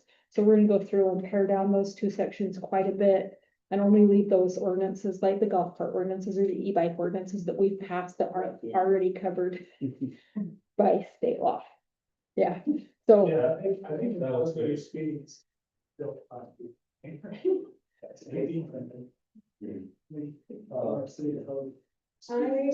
am so excited about this. Yeah. Because it's a long time. It is a long time coming. My next slide just shows the breakdown of the cost on it. What we talked about with the current code being converted right now is that top number. The supplementation is them, inserting up to code or to ordinance 2026-02, I believe. And then the codification is that, sorry, I can't see that far. 17.5. Then we've added on the optional track back system, which is when we change an ordinance, you'll be able to click on the ordinance next to it and see what it changed from. So this would have come in handy with a lot of things when someone's, started development under one code and then it switched. So you can go back and see when those codes were switched and what it was switched from. And then the ongoing costs, the annual maintenance is $12.95, to keep that track back going, it's $350. When we add new ordinances, it's $25 a page, and then to add in charts and tables, it's $10 for each chart or table in the code. I think this is a great deal and a great service. Long it's takes and. I can't remember. Sorry, I get the general plan update and this update. I can find out for sure and let you know. Is it within like a year? Is it within I do honestly think that it has to do with how much editing we're gonna have in there. I told her I expect an award if this is the worst code that she's ever seen. But they're confident that it's not. So about this. Yes, yeah. I've got a question. Changing codes, adjusting those, how is that? Or at the body here too, we have to prove every ordinance is changed, adjusted, and how is that? Yes. The work in bringing those. Yeah, there's, Well, I mean, it will change them a little bit, it's changed some parts, maybe it's different things, I mean. yeah, There's gonna be a lot of red line stuff. I'm not, you've got to do, I'm not saying not, how, from a legal standpoint, yeah, how do we, we're not, because we're not having them, this company, or I'm sure it's AI, I bet my daughter punch all these codes in AI. Give it enough time to spit it out. But anyway, what's the legal yes, it would be, ramification of this? it would be to come before the council. As a whole, as an individual, or how do You could do it as a whole, you could do it individual, it really just depends what kind of changes they're recommending. If it's a stylistic versus. I mean, I can see, like, with the police, and we're abandoning our police to do with state statute. They move, I think, like, that. Well, there's particular things that don't just doesn't do. Well, and that, like, yeah, like, we're keeping the right food order. No matter what. But with some of the other things, but we were the things don't match, I mean, is that? From a legal standpoint, can we make those changes internally, or does that have to be? So what is? It would have to come before the council, so if you're, so like those ordinances such as speeding, even though state law controls it. How's that? Still has to come to be. How's that going to be on staff and exact? I mean, we're just gonna have an agenda full of ordinances, like, Can I answer? So in my discussions with this company, and correct me if this is not the proper procedure, but I know that they do code for a lot of cities. We'll be hosting our current code online, and then in the background, they'll be going through that editorial and legal analysis. They'll be sending us suggested changes. And she said that we can have a group that reviews that, accepts the changes, and et cetera. So I don't know if we want to do like a work session once they get us up on that platform and show us, what changes they suggest based on legal and editorial comments. And then we, like I said, I've discussed with her certain things that we would like to see in that as well. And then as part of their contract, they would provide legislation to recodify our code as a whole. Even just adopt. Yeah, you could adopt chunks, you could adopt it all. I definitely want to do this, but I want to have. All right. We were kind of, we were kind of a good time. Thinking, we had a little committee together, and trying to go through it. This would make like, This this will will, so much this will easier. save whatever they're charging, this will save us. We were just sitting in that room. No, it's great. Especially, I was part of that in some ways. But especially with staff, this has been a long time coming up. We just need to contract this out. We could not have the time for the user. The Right. cities around us that have adopted this and used it. So not through general code, well, let me go to the next slide. So West Point City has gone to the general code platform, so I just wanted to show you, like, it's a stylized, it'll match our website for our code. The right hand side there is like, I just wanted to put the search result. In our code, which is on the bottom, if I put in assisted, it brings up 17 different times that it occurs in our code, and we've got to like page through each one to get through there. Or this one will like index what section you're in. So if you know that 5 is our business licensing, but you were looking for it in zoning, you're gonna go down to the results that are in section or title 17. So West Point City is on it. General Code has bought out American Legal Publishing, which a lot of the cities are currently on. They bought out Sterling Codifiers years ago, which was like the standard for Utah code. So, as far as online codification, there are 2 major players. There's General Code and then there's Unicode. And I got General Code to respond to me and give me a proposal, and I did not receive anything from Unicode. Here. That's about half of it. So we were budgeting a code rewrite with a consultant and a codification, at 50,000. Right, so, and so this comes in at 20,245. How do we go about, bids for this? Have we went after them to do this? Do we need to do that for other companies? Do we need to review as well? So, I mean, Put it out there, you reached out. Yes, yeah, you put out an RFP and if no one fails to respond, you can solicit bids. that's what I'm. And no one else responded, so it just is what it is. yeah, so, as far as like posting the codes online, there's these 2 major players. I reached out to probably 10 other consultant companies that just do the rewrite of it, not posting your codes online. I got 0 responses from anyone. Okay. So good. All right, entertain one. Here, like, make a motion to approve item number 16. Codification services of the municipal roads for general code in the amount of $2,245.16. General, is it general code? Yes. Yeah, that's the name of this thing. That's the name of Who did the second? I'm just not hearing. You did, okay. Sorry, I'll speak up. Okay, timekeeping software, 17, discussion cost items to improve timekeeping software. And services time clock plus, about 4,900.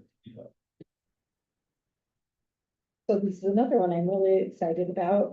Currently, we do our time cards on paper.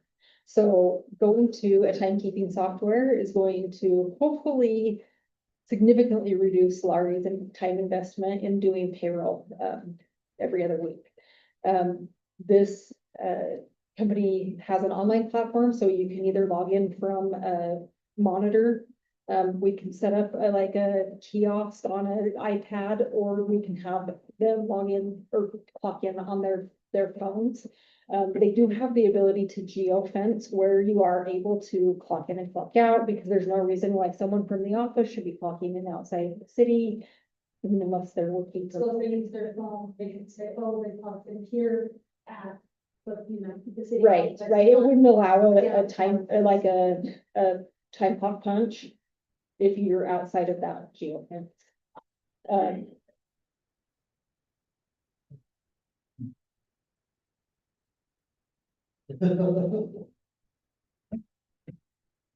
Laurie sat down for a demonstration, with the company and myself, and it covers the FMLA, leaves, the FLSA, overtime.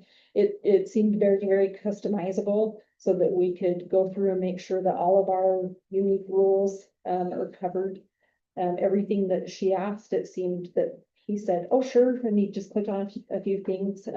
She still has the ability to look at an actual printed time card so that she can keep those for retention purposes. This is $4,950 for the initial setup and install. The ongoing price per year is approximately $1,800.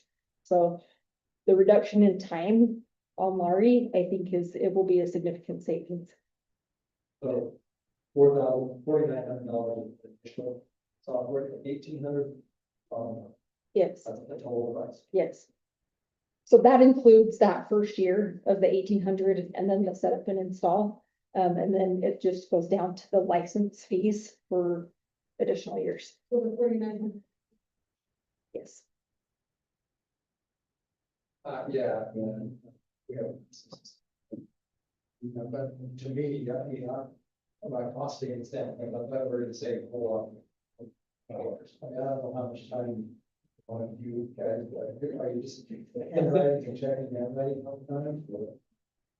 Yeah, it'll save time from the officer, right, and be able, and their sergeant, or making 5 trips to work is for all of that. Are you comfortable going into at least the 90s or? Yeah, I'm working on it. Let's make sure it goes. Well, I am. It's hard for you, you have access. I also wanted to mention on this, it does integrate with Cassell, which is our payroll program, so she can just import everything right in there, and she's not gonna have type or hand enter any of the time anymore. I'm sure there'll be a few exceptions. But you know what, I really am. Wanna make sure. Yeah, it'll be good. I don't the officers that say as soon as they hit city limits or whatever. I think it's for Is that geo fence? How far out does that go, or you set it to fully research? We can set the geo fence and it can dial down as individual as an employee. Or you can do a department. Well, like if they're on midnight water break. Water line break, so if they go to that, how do they do that? Well, and it also allows the supervisors to go in and add time to the time card. There's a lot of different things that can be done on it, like if you missed a punch because you left on break and then you forgot to clock back in, it's supposed to pick up on those things and alert a supervisor that there was a missed punch for this, or they didn't clock out at the end of the day, show them rolling over midnight. It should be alerting us of those. I'm guessing, as with most things these days, it'll probably be a virtual training, but yeah, they provide the training for it. Yeah. Probably have to rewrite some rules around all of it for everybody, right, to understand. We have a lot of quirky little rules, so. Probably have some rewrite that way in training. Yeah. What are the common things you experience in your work? I mean, geofencing, the best thing, normal business, you back in, you're physically a property, but this is different here, the majority of them, they can come to the office of this area. But like officers or maybe not, they, city limits or whatever. Things like that, so. No, at this point, but there's lots of software companies. But this was unique to me, though, I like it because it's, Wi-Fi capability, we don't buy a time clocks, right? And then there's not gonna be a time clock in the building, they're all gonna be like the electronics that we already have, we're already using for work. Right.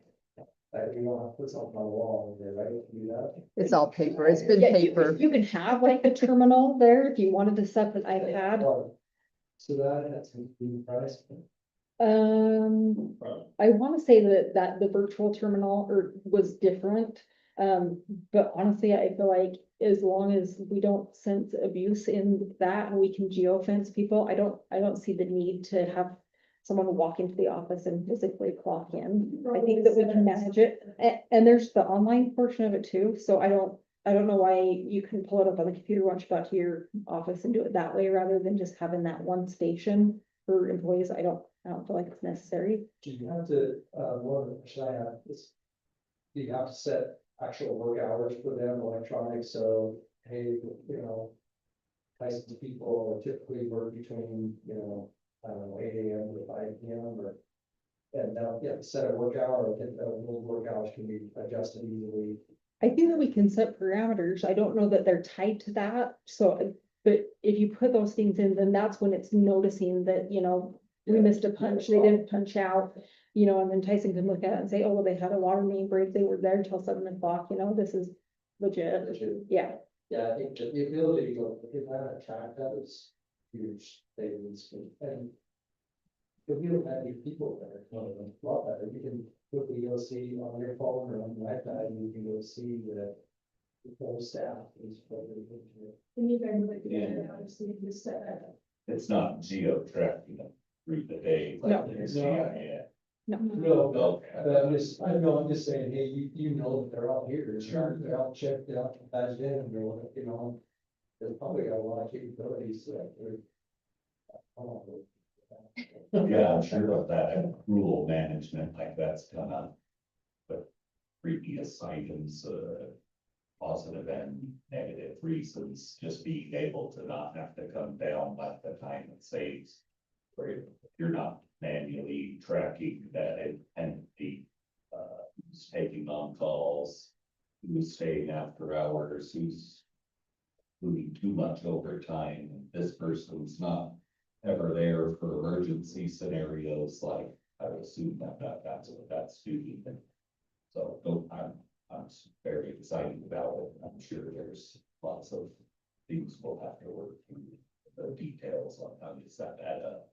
It's like our on-call starts with their call. You got people that live in Fremont and they're off in the valley, North Ogden, you know, and so how that geo networks. Well, you can, I'm sure you can adjust that, but this will keep people honest, I think, and there's gonna be specific areas that they use a manager will be able to go around. Okay, let's, I just want to make a comment on the cost saving part, because we're not gonna reduce the head count or anything like this because we did this, but. It allows the whole staff to do something different and additional work that we're not getting done right now because we have to do time cards. And is that dollar value $10,000 a year, or is it, you know, I'd like to know what that is, the time we save, but. It's hard to calculate, it's kind of a soft cost. Yeah, my opinion is. My opinion is it's well. Yeah, whatever. Cool. We already have, we can save time. Yeah, I mean, it does even dial in where he was showing us, like if you have people that are assigned to different departments, you know, and so their time gets billed out of this department for this much and, you know, gets billed. Luckily, we don't have to break it down that's That's huge though, for Tyson's team, like, I mean, how much time are we spending on going out and doing state inspections on, you know, what is it, checking the holes in this sewer line, the sewer checks, you don't know how much you're really doing that, they can probably log into accounts, right? Or different project or anything. Yeah, so you really want to know how much time we're spending plowing snow every year. You can really, you can easily add that up, and get a report on it, so. Yep. I'm excited, thanks, I'll make a motion. Whatever it is. I'll make a motion that we approve the timekeeping software and services to TimeBot Plus in the 4950. What's that? a motion and second, all in favor? Any opposed? All right, 18, lease agreement discussion of River Bridge lease contract and vote. I don't know why I'm the presenter. That's fun. Verizon, Vertical Bridge, they have this, facility right here on our property with the cell tower. They reached out to Mayor Gibson about a lease reduction. So in your packet, I included what they proposed. As I went through and looked at it, we're currently receiving about 1462 monthly. With the rate increases that were built into the current lease agreement. That lease agreement goes through 2040. So they're asking us to reduce the lease amount in one of two options. Option one would be $1,000 a month.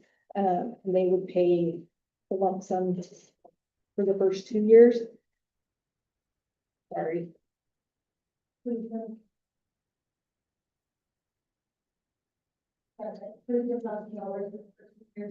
Yeah, 24, which I mean equals out to be the $1,000 a month.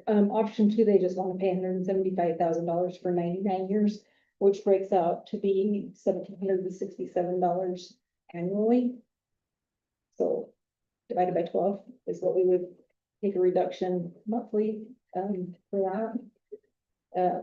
I don't know that there's any benefit to the city in reducing that lease agreement. If we don't consider either one of these, the current lease agreement would just stand.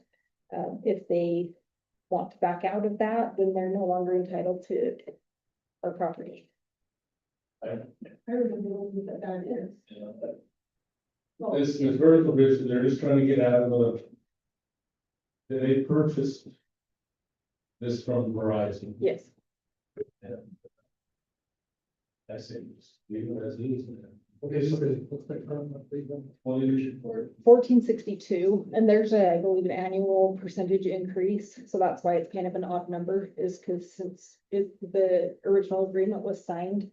It's something that I have to edit out and no, we're not. It's like a very flat. This is they pull over the thing for each stuff out. We have until 2040. So how would they been taking 14? It was Sarika when we first got it. I can actually hear Melinda's words, and she said, hey, we need to have this because we get this amount of money. If you have anybody complain, tell them that they're getting this amount of money, you know, whatever. And I think, I agree with Mary, it's a difference. At some point, we will, but these guys, this vertical bridge guy is just the agent. Yeah, I think it's actually working for.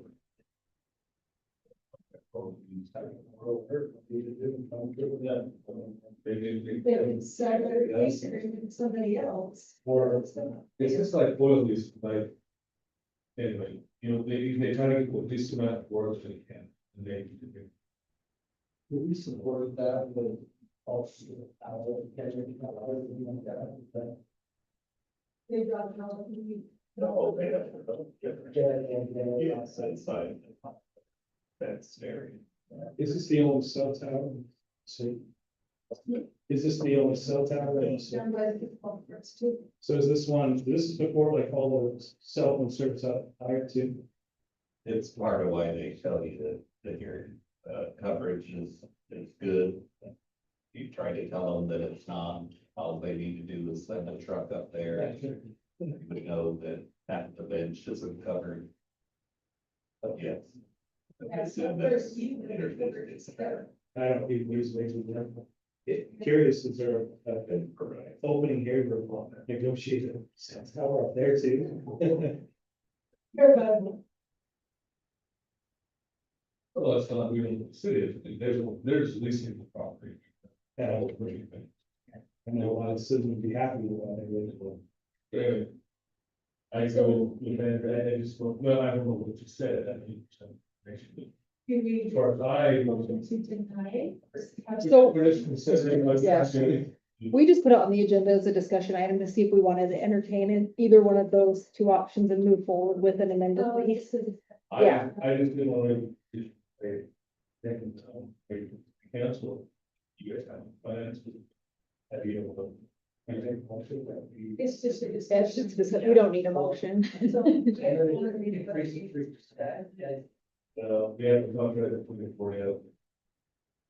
I would, might just go back to speak for this day. So I don't think there's any action needs to be done, right? Right. Let it go, and I was calling back, well, hey, what's going up here? So that, we need to sell that right side. See, that, I think it's more than just Verizon, I don't know how they all work. It's leasing everybody. Is it like fiber line that people buy usage off their line or they?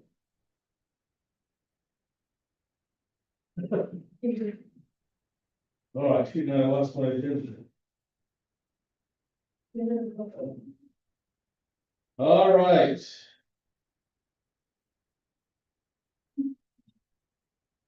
Okay.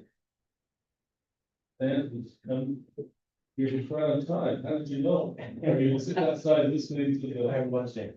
Andrea sent me a text, which helped. Oh, I see.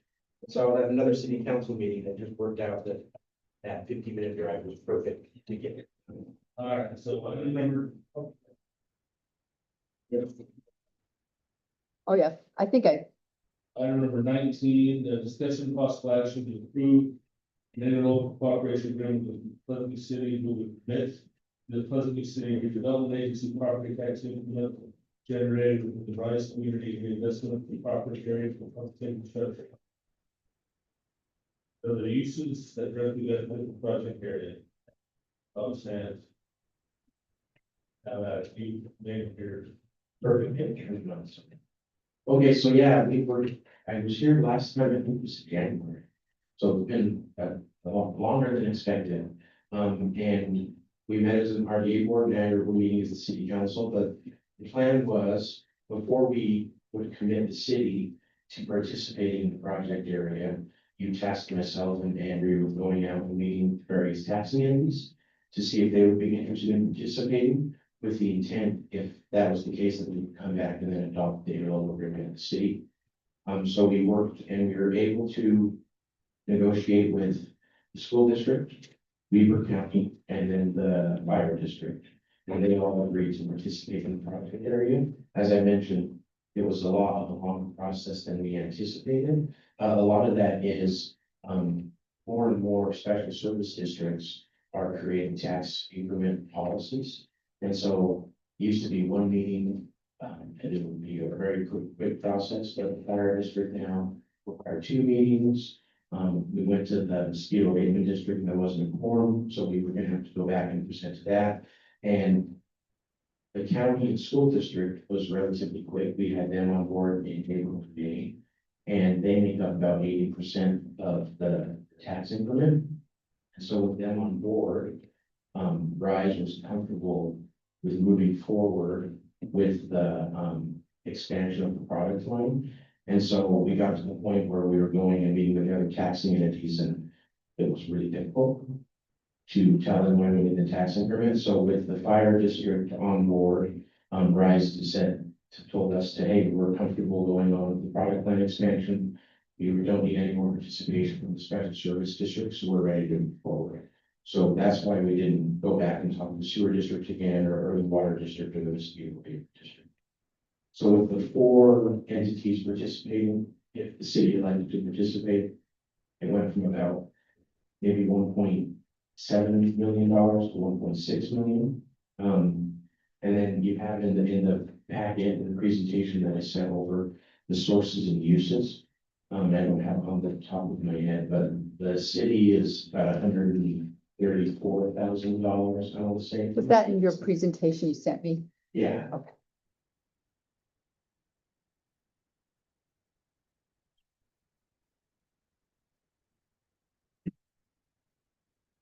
And what I really want to highlight, you can just go to the third page.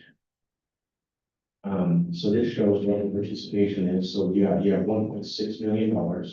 So Pleasant View City, your 15-year 50% will be $132,000. And if you go to the next page, where this is the breakdown of how we would use those funds. So 87% would go to Rice, that's 1.4 million. And then the RDA would receive just over $200,000, so more than what the city would be giving. And the agency could use that, the $50,000-ish for RDA administration. So that would go towards paying for salaries and reporting and other overhead. So what some cities like to do is, let's say Andrea devotes a certain amount of time to RDA, a portion of their salary could be paid back administration, so it could be a cost savings for the city. And then same thing, the affordable housing is about $160,000. And it's pretty general what you could use that money for. So it doesn't have to go towards new affordable housing. If you had some housing that was affordable in the city, and let's say you had some transportation projects or other projects like that, you could use that money to fund infrastructure that benefits affordable housing too. So in this case. Is that all within the city boundaries or? Correct, yeah, so the affordable housing, both RDA, the RDA administration is just any overhead from the RDA. And then affordable housing is within the agency boundaries, so the whole entire boundaries of the agency, which is the boundaries of the Is city. that linked towards infrastructure or critical services like safety? So it has to be for affordable housing. Yeah, so An increase of allocated for safety.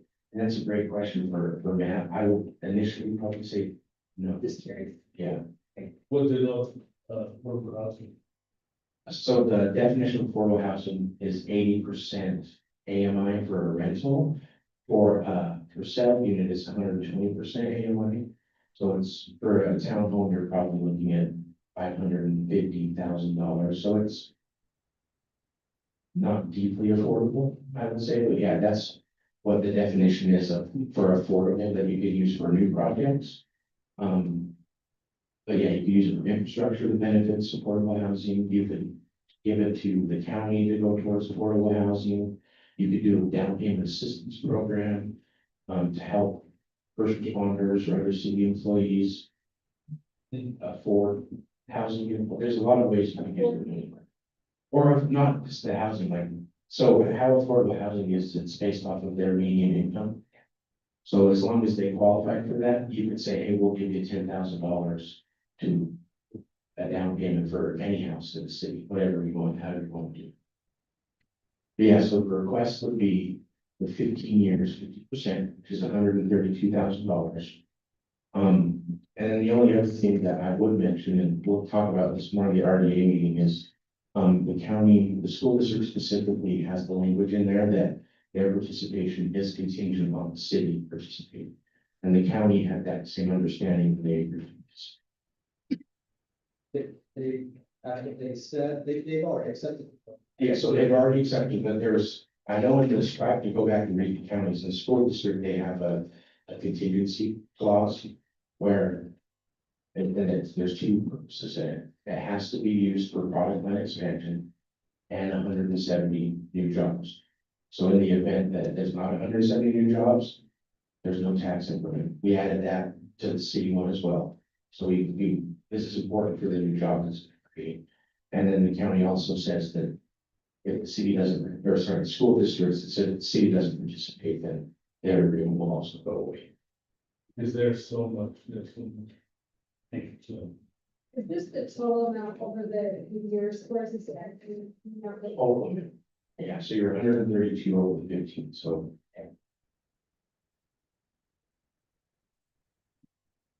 So all the entities have that. I know the school district, I have to go back and look at the county again.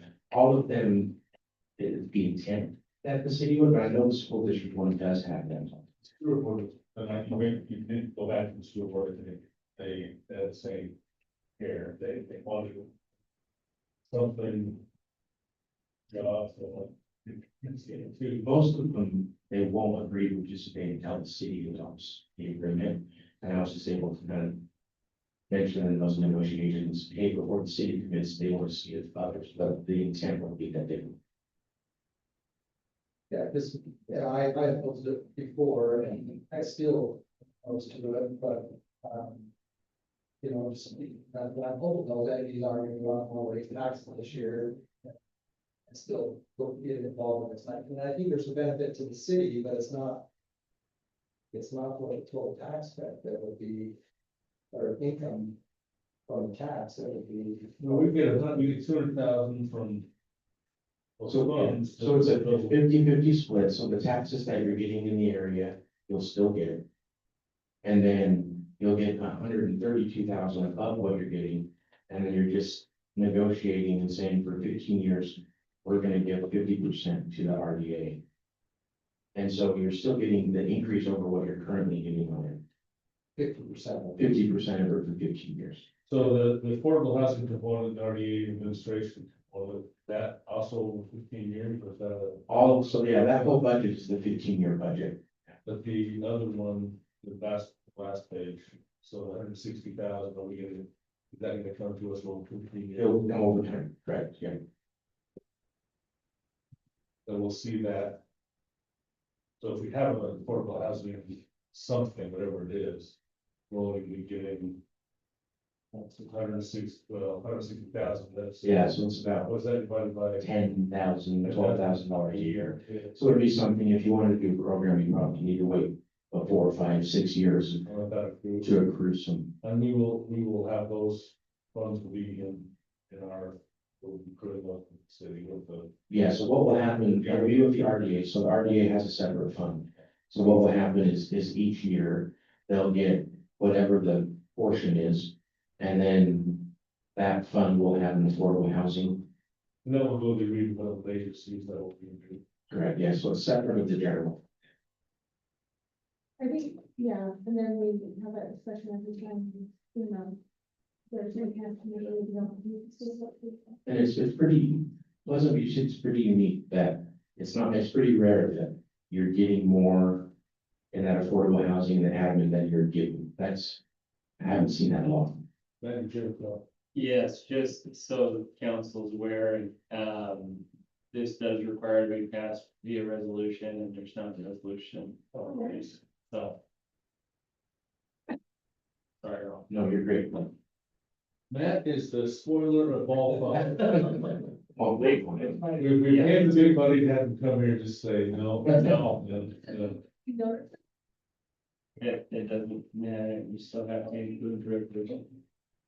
So we have to table this until next week. Yes, but you can still have the presentation. Yeah. And that way Rob doesn't have to come back. Same thing for the RDA. The RDA's do have the resolution. but. Yeah, okay. But they would Another continue. technicality of this too, I didn't realize, and I should have looked and mentioned in the beginning, I think I disclosed before, that Rise was one of the members of the association that I had. And so I think I was something. So happy with it. What would happen, and curious what would happen if I do that, does that mean there's no more majority? There's no form. Yep, so I can vote on You it. can. Do you get a financial benefit? Do we get, yeah, they had a membership. Oh, So did you get like Me a stipend for being the chair? Me personally, yeah. I get paid by the association. Then, Yeah, then that's yes. not, that's not true. Yeah, it's not. Okay, yeah, you definitely, So we need to come back anyway, really, yes, for the RDA as well. yes. That's fine. That's what it was for. This is how this one's been. It's been crazy. So, anything else from? Sounds like Dave's on the anyway, so we gotta wait for the other people. Well, yeah, we already. Yes. No, we didn't. Or well, for them to go see. Yeah. That information, so. Well, I think, I hope that whole thing down there is going to be positive for the city. We're gonna end up getting back more than what we did. I think we will, I mean, it is kind of unique and it's a hard sell. I listened to a couple of your presentations and it is a hard sell. Yeah. You did a good job, so Yeah. you can sell anything to anybody. I don't want to say, I'm surprised we got the school district because they're saying, no, That is. we're, which they need to. Yeah, it's really interesting. Again, typically the school district is the most difficult. And I would say they're the easiest. Like they have an internal policy, but the fact that this is industrial is great for them. Because that's creates jobs and it's jobs. And then also we're only asking for that 50%, which is pretty you know, some of them are 20 years, 70%, 75%, so we fit within a lot of everyone's policies. Well, I think it would be quality jobs, so it would be higher paid job, I hope. I just, in the game that we played, and I know some of the correct. I think they would come, but honestly, who knows, they throw that thing in the warehouse. Yeah. Or something, and that never, I think that's what we did. That's why. They kind of like, I don't know, throw it underneath, but. So I'm taking it, we want to get partner. Yeah. I know that he does have a conflict, but which, even though we technically wouldn't have a form with his conflict, you still need a motion to table, even though it's almost practically tabled. Not gonna get any circle argument myself here. But I would just suggest a motion to table and vote on that, and I think that is something. You get the resolution off of the, that's the reason why I have it. Correct. If it was a no and a yes, could I bring the time? Yeah, you wouldn't have a quorum. Because you don't have a quorum, so you can't. But if you have That that would be meeting just, anyway, yeah. Good question. I just want. Yeah, and you need 3 to pass anyways. Yeah. So. All Yeah, right, I'd entertain a motion to table this. and I would say because it's not a decisive, Can you vote? you know, you could vote on a motion to table because it's not a denial or an approval, and so it's not necessarily something that invokes that conflict, but. We're gonna need maybe more. There, I'll make a motion that we table item 19 in local agreement, of the city and campgrounds. For all. For all the reasons. Yeah, for the reasons that I'm not having a forum. And, Yeah, motion. I'll set. What do you think? I would. Go ahead. On advice of council, you may, I think that. But. Okay, motion is second on favor.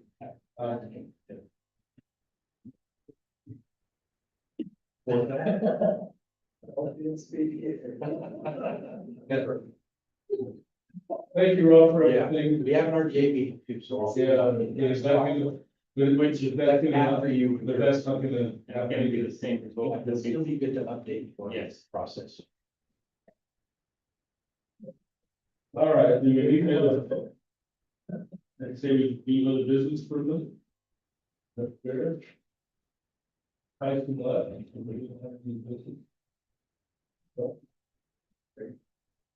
take it.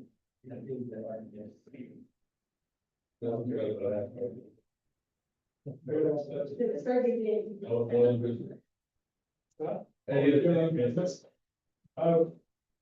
We're doing good. I think I emailed and updated you on we had a fire with fireworks. That kid, he was charged. I don't know, he's pretty on fire. How far that's gonna go, but, we did catch him, zero tolerance on fireworks. Other than that, still fully staffed. We do have some part-time officers that have been pretty inactive for the last year or so. We're gonna take them off the roster and won't take back those positions here in the next weeks and get some more. Appreciate everything you did. Thank you for your help.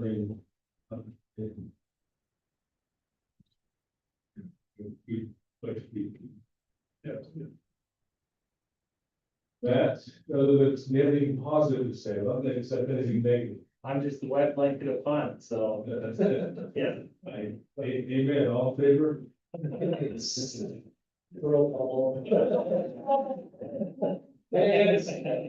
Bravo.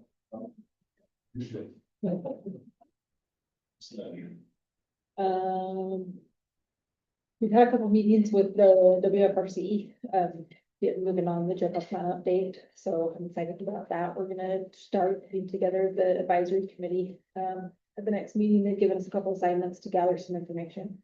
I'm never sure on whether or not you guys get these emails, so I just wanted to say that I got from, WFRC is having an open house. About the Wasatch Choice Vision. Did you guys receive that one? And then did you get the email about the county fair monster truck event? Yes, okay. I believe there was maybe one more item. I can find about that, I won't, look for it. Oh, I did. oh, Just to be good. I can say that. Sorry. Oh, this one. It's taken. No, it's not staying. No. They just said it in that, it's in. Oh, No, those things are this year, and some of the wall fights, it's the officer. so there's no. That's okay. Why are they even doing it? Oh, it's the budget. Yeah.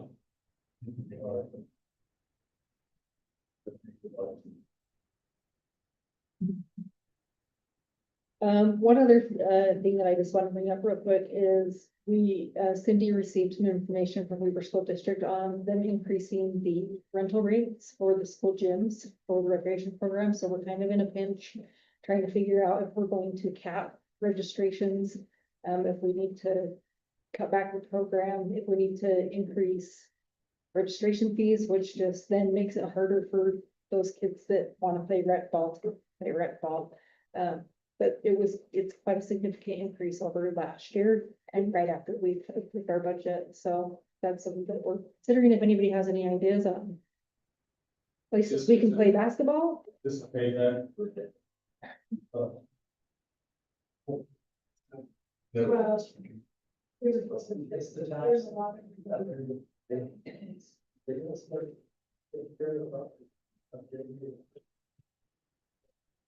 I don't want to pay more taxes. How's our judgment? Oh, we do have it posted. We have 8 applications. 5 of them went into the disqualified as like they didn't meet our basic qualifications. So we do have 3 sitting right now. It's open until filled, but tomorrow was our first review date of applications.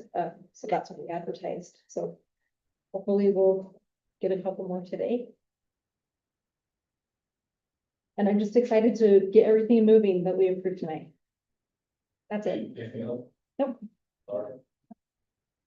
Are you comfortable, you're sure comfortable moving into?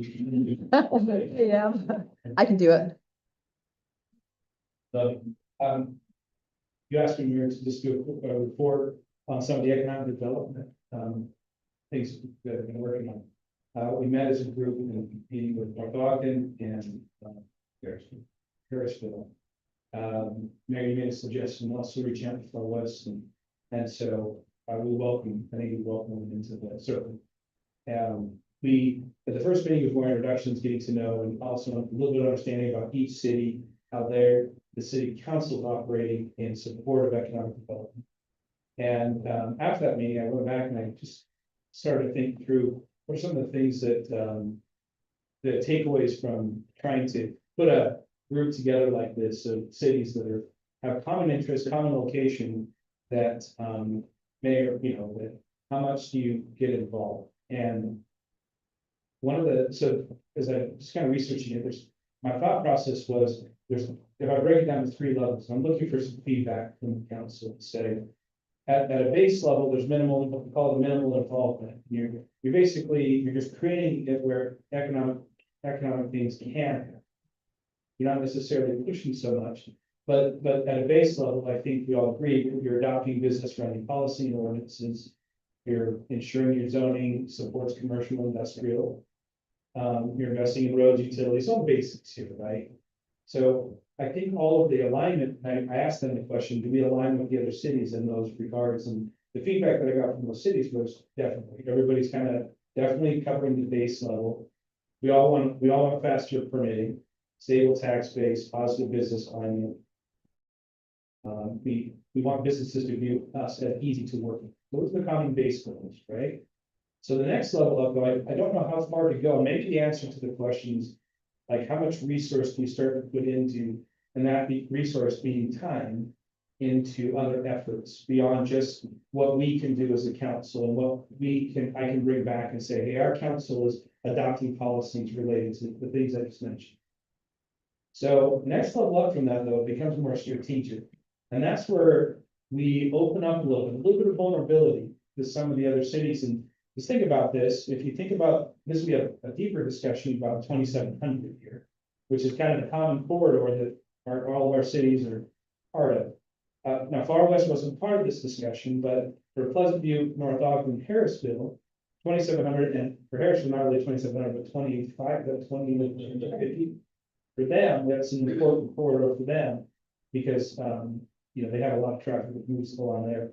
And they had asked some of the things we've been discussing with that, what was the name of the company, who has the property right being said? They were, right? And so they were asking questions about that, because I don't know how much involved they know with things that they happen to develop. And so our question is, so how much more involvement do we open up other than to say, so think about this, in a way, our biggest economic driver right now is traffic. And the traffic, when somebody exits that freeway now with Target coming in, that's going to be an attraction. It's going to pull people to Target. And they're either going to get there coming off the freeway, or they've been coming from 2700 coming from west to east, or from east to west. And to get access to that location, which means they're driving by all 2700 this way, or depending on what Far West does, they're heading that way out further to see. So it's kind of this, we have a competing interest here of, let's say, for example, In-N-Out, which is going to be awesome, willing to come in. Their locations are limited to either they're going to go east or west, probably. Maybe they'll find a location within the target area. But what is our cities involved? I need some feedback that says, get more strategic. To champion it means so we want to, should we develop regularly update more of an economic strategic plan? That is something we put in writing, these are our goals, these are what we want to achieve. Doing something more than just, the basic level things they talk about. Because that's something that the city wants, and I'm happy to take that, bring it back to us, and then take it to the group and say, hey, as a city, these are strategically the things that we're trying to accomplish. You guys want that? Is that something we want to pursue? I think Or haven't done that, but I think we're not very good in the cities. So if we've done that, if we have that, where does it happen? Well, I we mean, don't have it written down. Okay, that's, We've discussed it, but I think that. Yeah. That it's written down to. okay, that's what I'm looking, is I want to get it concrete, I want to write it down and say, okay. So the next city council person who comes in and sees it and says, okay, yeah, I understand. Yes, that's right. So strategic plan, I think is. it's a big issue for us, which is we don't. Yeah, we made it enabled it to happen, but there's things like, the railroad crossing and stuff like that, and how helping out that nature, and the traffic there versus. What we're doing, 700, maybe Harrisville wants to be involved more along I-89. They have water somewhere. Yeah. So, yeah, I'm sure there's examples of strategic plans that I can come back with and have to review. And then that will help to identify where we put resource and time. And I'm looking for that. So what success would look like in that arena would be expanded businesses, new investment opportunities that kind of emerge out of that we identify, ready, we're prepared, so that we're like more proactive in our approach. And level, like the maximum involvement is like that we're hiring, economic development, basically paying for resource to go out and promote and do whatever it is that we need to do to get our name out there. And let people know we've got this incredible city and we're business friendly and we want to grow our economics. So let's say, as far as making it easy, basics of making it easy. Our ordinance and code updated. yeah, I love this. Like that was Those things that, planner, So when, I've talked with the county commissioners and as I talk to the mayors, there's a divide, there's kind of Ogden, Roy, South Ogden, Riverdale section, and then there's the north section that gets forgotten. And we're kind of this takes to the north. And, it was interesting when I met with the mayor Walters. And this got out, trying to organize this. I want to be part of that too. Which made me feel good, doing something positive.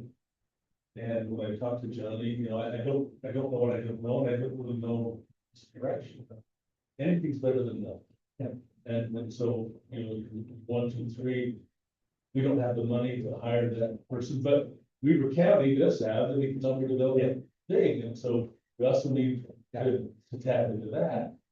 So anyway, so thanks for. I think we can do more. So at least I'm giving some positive feedback here. So my next step would be building a strategic plan to review here and then taking that back to the larger group and saying, this is how we align. And I really want this to be a private, or not private, but the public city council representatives, but also involve like the North Key Business Law. Yeah. Some of these other things that are already functioning.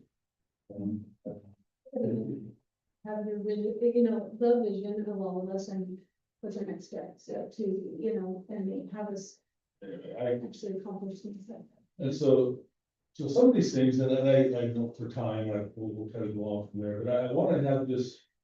And we've talked about this since our little roundtable we had back in the spring, but I want to have some of these things from the city council be a little more productive and have you guys prepared with things that you bring. And I talked to Ann and Sean, and I think Andrew's working on this housing subcommittee. They've had some meetings. I don't know if you want to report out any of that, what's going with that. I know we have till October, right? October 1st to have an ordinance in place. I spent a significant amount of time today putting together the things that we talked about in our last meeting, so. So Ann said there's some positive things. She missed the last meeting. So I just. But it was a good meeting. Yep, we covered a lot of things and. So I think that's going well, so Yeah. we happy with that. Dave, anything? Just, I want to thank everybody for their efforts with Founders Day. It's fantastic. It was a lot of really stuff. I would like to have, kind of a review and hey, what went well, what went wrong kind of thing, with all of the 14, I guess. But in addition to that, I wouldn't mind having a lunch and kind of for the staff would be good. So I don't know, best time to do that. I thought maybe we'd have a meeting right before and then provide lunch for the staff and the 14. What's a good day to do that? Any suggestions on, I don't know. We've done, Cookie thing or whatever. well, we combined that, but we've done weekly lunches for the last several years, at least usually on Wednesday. I have a pretty schedule for stuff. Wednesday or Friday. Friday. What do you think about like Thursday, August, we go to August, not too early to do this, but we have school stuff starting, so I think that will help. Everybody in town, I'm thinking August 13th, 13th. or this is just, I can do it before then, but we need to, but, Let's pencil in the 13th now, and then we'll have another meeting. We can, well, I guess it could be the 11th. Meeting, right? Good. I can do it before, it's kind of, the schedules and, like, councilman, I have a I think we're, Mayor said, just maybe put it in like 13th and go from there and see. I wonder if the 20th would be better. Bring the process. Gives us another council meeting.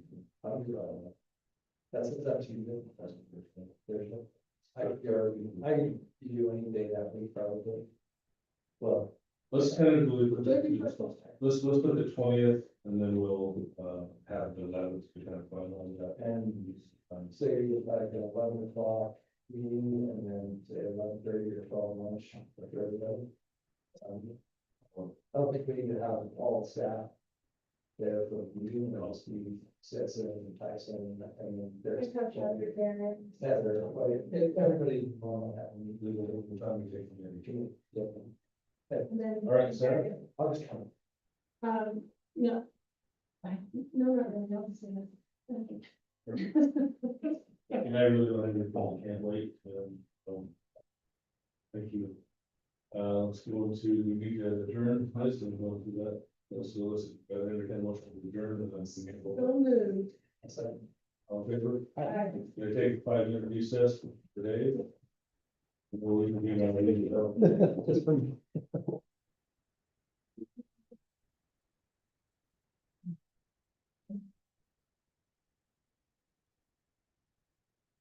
I was gonna ask, should you say anything? My staff said that I should consider thinking about who. If we. The things that you do every day impact the development of our development and stuff, but outside of that, is there any? Is there anyone assigned or is this? Yeah. No, before, not waiting for someone to come from us, but looking forward.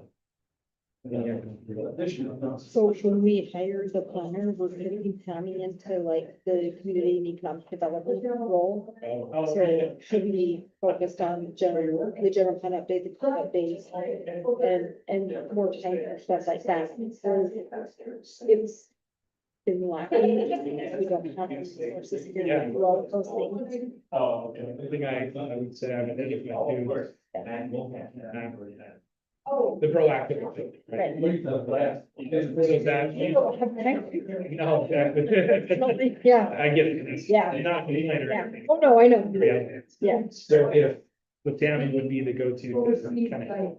And then it's. Unless you want something. You want to stay? It depends on what these candidates look like, on whether or not we'll move forward or we'll have to push it later. But you're good, right? That's your proactive now.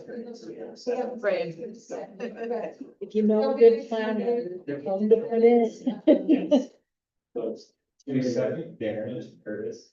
Who's the Darren? Because the 23rd is.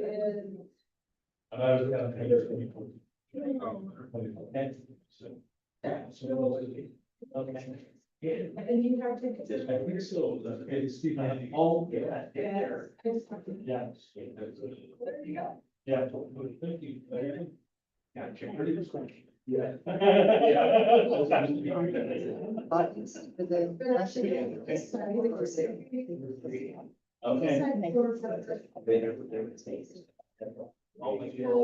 Yes. Yeah. Yeah. You don't have to pass. So, everybody's on the side, you say, I'm here, speak Andy's, whatever, he part about your, about. Last year, 2 years ago. We got some of those. Let's say, so I guess I didn't put out. Yeah, it's very strange. Yeah, let's see. And they want to, they could set up. Are you?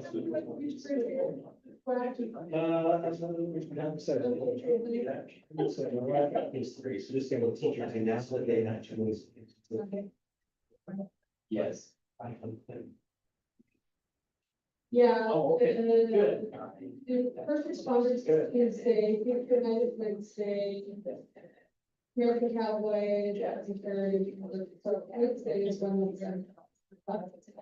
So they rush, oh, they have, okay, the flyover, they have to see the black flag. We could, so the day fires. And,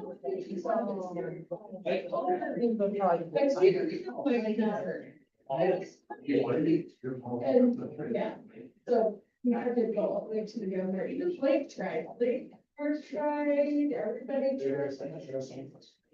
It's too much party, it's a good party. Yeah, well, it is retention. Because they put in his mouth. So, and then they said it, so it's not be very. That's it. Yeah, Northrop Grumman, you want to say they did the groundbreaking today and we'll, and like I ran into Janelle, yeah. Over the chief of council over there. And he had heard of nothing but the youth council. Yeah. And asked if I knew who to connect with. Crazy. Yeah. And so she goes and so she is going to be reaching. I'm just gonna carry it. Don't you have to? I think I'm going to pull away from the CCC, CTC, and that would be something to say, like this. I have a lot of things where they have, I'm not 100%. On the room, the price of that. Sometimes you don't know that, we do represent the city. Oh, that's what it was. You know, it's nice, because they. Or whatever, but I have time to. No, that's fine. Not like- Why? Yeah. So then there was that. And it's. You give them the fire. It might be. That's this, the next part is the real. It's all this table, except for the minutes. It's all we need to be. Yeah, yeah, it's the same thing. We did, it's Pleasant, we did do theirs and the school districts don't contingent on us. He wants to. But it was, I guess, you know, as it comes, You put it out on Mondays anyway. Yes. Even if it's on the redevelopment. So it's all right. Yeah, how. So minutes. You heard minutes. And we're doing. She called me and said, I texted you. I texted you back. Yeah, in this meeting. You're like my kids. How many kids you have? How, what is their ages? Old, I don't know. 21 to 27. So I've got 24, this is 16. Wow. And they would do something like that too. My kids do it all the time. I'll like text them and they don't respond to me. I go pick my kid up and then all of a sudden she'll respond. And I'm like. If I text them. It's a 3 to 5 business day. Response time. If I Snapchat them, I will get something back within 24 hours because they don't want to lose our streak. Encouraging you to check. Look, that's one. Yeah, because we have to snap each other once a day to keep up your streak. So hang on, I'm gonna tell you. I have been Snapchatting my one child who's 2,469 days in a row. Yeah. That's gonna be like 8 years. It's a while. But yeah. I may have paid $1 a time or two to restore a streak that because I don't think about checking it all the time. And that's the only people I Snapchat is my girls. But it's nice because I can see that they're alive. It's not them a picture of where they're at. Great. Hey, do we want any data centers for All right, let's, meet here. All this, those of you who redevelopment agency order, and. Oh, it's still going. Item number 1, are we on? Yeah, it's still going. Consent items of June 9th, 2026. Excuse me, the minutes of June 9th, 2026. That, I didn't see it. Here we have a motion, by Dave. I'll second that motion. Okay, Because then you can't trust the motion. Yeah. Okay, I okay, all in favor? Okay. All right. So, item number 2, did you have some information you can share with us? We will not be able to act upon this. But, Bob said, I'd like to, is there anything else to build at the end again? I'm excited to see you guys again in August, so that's a good thing. So just so you know, so what this process will be is, it's a little different where we're gonna come back and just as RDA board, you're just have to approve all the agreements that have already been signed by the tax authorities. So there'll be the school district, fire district, the county, and potentially the city if that one passes. And so it'll just be one resolution that says, hey, we're gonna adopt all of these agreements. And then my question that I want to discuss with you, to save time for RISE, something that we could do between now and August 11th, is we can start working, because what we'll ultimately do as the RDA board is you'll have to adopt a participation agreement that will be between RISE and the redevelopment agency, where you basically say, hey, you guys are committing to doing the product line expansion, creating 175 jobs. You need to do this and give us this details, and if you do that, then we will basically give you 87% of the tax increment for a 15-year period. Is there a time frame for them to get those jobs? Because it's like a time limit or anything on So that would be something that we could put in there. Because my understanding, and when I talked to them, and I think don't they have a different general manager there now, did they? More interesting than the one that was here in January. I think that's changed. I'm not sure, like, anyway. Look, they said, they have to get things up and running, all the lines won't be, available all at once. So it was this, a year to get that many. So that Is would us, probably, what do we? that would be something to go to talk to them about, right? But we could put in the agreement, like, if that's what you want as an RDA board, maybe we want these jobs. Now, typically what it is, it would be as, we would ask for a schedule for product line expansion and tie it to that. But you could have a time limit. Because that is truly the county and the school district, and I was. And the fire district. But I talked to the county about it, they were for, the jobs, high paying, good quality jobs. And if that was the case, then that's where they get supported, so. If that doesn't come. I mean, how do we? So it says in all the Years, 2 years, I don't know how long it would take to get. in all the interlocal agreements, it says that in order to get tax increment, they have to create 175 jobs. So they need to do it before we trigger the project area. Yeah, Because I wouldn't think that would trigger, I wouldn't think that they would just automatically be, job, I don't. Well, and I don't know what you say, I think jobs too, I mean, I think there was, yeah. So the blended rate is enough to qualify for a state tax incentive, which is you have to be above the median wages for the industry. But yeah, I think they did tell us at one point how many of those are cheap jobs versus. Yeah, Yeah. I have no. So. and the agreements are just tied to 175 jobs, no. That was a mistake. Yeah. I shouldn't say that, that's just. They're better jobs than that, well, I don't know, you. Oh, I think on average. Yeah, I think they're great. In the manufacturing industry, they're considered enough to be qualified for income taxes from the state, so. And the state did do that too, then, there's that basically. I don't know if they finalized it, but I know they were working through that with the state. Is there a reason why we can't do that on the 28th instead of the 11th? Be here.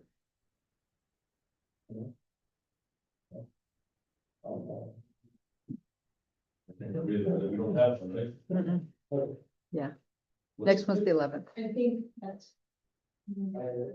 So we could wait on that participation agreement, but This is part of how we, how we put that in, based on, as soon as that goes, as soon as they hit that number, then. So triggers it, or So you what- year it triggered, or? So what we would probably do is I would talk with Matt Ryder, who's the person I've been in contact with, to just say, hey, these interlocal agreements have a contingency that you have to have the 175 jobs before tax increment is triggered. And in the event that you don't, the agreements are null and void. And so then we would structure, tell him, hey, before we can trigger and give you any money, we have to have these jobs, and then we would just put it in the agreement. Let's say they say, oh yeah, we need a year to get the product line out and everyone hired. And we would just put that in the agreement that, so how it typically looks is you have like a business or a developer obligation. And so we would put there, one, you've done a product line expansion, two, by fiscal year or whatever calendar year, 2027 or 2028, you have 175 new jobs that they would have to give us a report that shows those jobs. And then we would say, if you do that, then the agency obligations are, And this money is for, infrastructure and some of the other things that they were. Yeah, correct, yeah. Whatever that was. Yeah. So the county's tax increment has to go towards infrastructure, which they're doing the sewer. Yeah, so those were all been substantially completed before Correct, the yeah. line was another thing, but we all have already done. I think they've done a lot of it already. So that has to be some important to us. Yeah. To prove that it's done, or is it a dollar amount, or you just give them the money. So you would want to have a, I mean, it's whatever you would want, but you would want to see. Probably, yeah, say, hey, you need to show us the actual receipts of the expenses that were. For the expansion, Correct, because we're still getting tax. Property or whatever the tax on the initial the existing facility, facility. correct, This is only for the expansion. correct, yeah. So that our share is Yeah. changed from existing. Yeah, so the base year value was 2025, so whatever was on the tax rolls in 2025. You get, all the entities get 100% of that, and then anything that comes online after. That's what the percentage you get, and then all the agreements are also capped. So that number that we showed you, so your agreement, If they get it 12 years. then it is, yeah, so your agreement would say, as the city says, it's $132,000, so as soon as they reach that amount. The agreement is, Hopefully they get better, they can move over. yeah, well, that's something else that we didn't do, right, we just did an initial investment of personal property. But chances are in the next 10 years, I mean, you would know this better than I would, they're gonna do a reinvestment of that personal property. Yeah, yeah, well, just general personal property and manufacturing, but yeah, yeah. But so I would say it's pretty likely that they're gonna hit that before year 15. But so, yeah, I think just what I'll do is I'll probably just work on starting to draft that participation agreement. We don't have to necessarily bring it back on the 11th, we could bring back a later date, but it'd probably be good to start that process. Now we can love that. Wow. Just mark that down in the minutes, all right? Matt said it's great. This is great. That's great. Oh, That's that's great. We need to get you a mic. I can speak louder. How's that? Anything else? So the only thing we need to do is we need to table.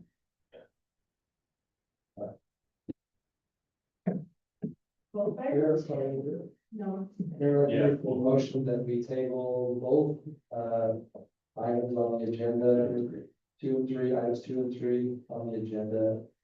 To a later date, due to, call. do you have to say when they come back? Yeah. Interesting. Next meeting or maybe they got the meeting. Yeah. Probably we've already lied. Second, that motion. You have a motion to second, all in favor? I, Okay, You vote. Karen made a It's- motion that it's- we adjourn for RDA. Well, second. all in favor? Aye. Thank you, everybody. Well, thanks for your, appreciate it. Yes, guys. And thanks for all your work, it's a tough thing. Rob, I see it's your, Sandy, I see you, Sandy. So I do both, yeah. You just can't. Yeah. I don't, I can't. Like, Have cats and pets. So at the EDC Utah tournament, you golfed right behind me. How'd I do? Good, I think, yeah. Did you have to yell over at all? I hit you a couple times.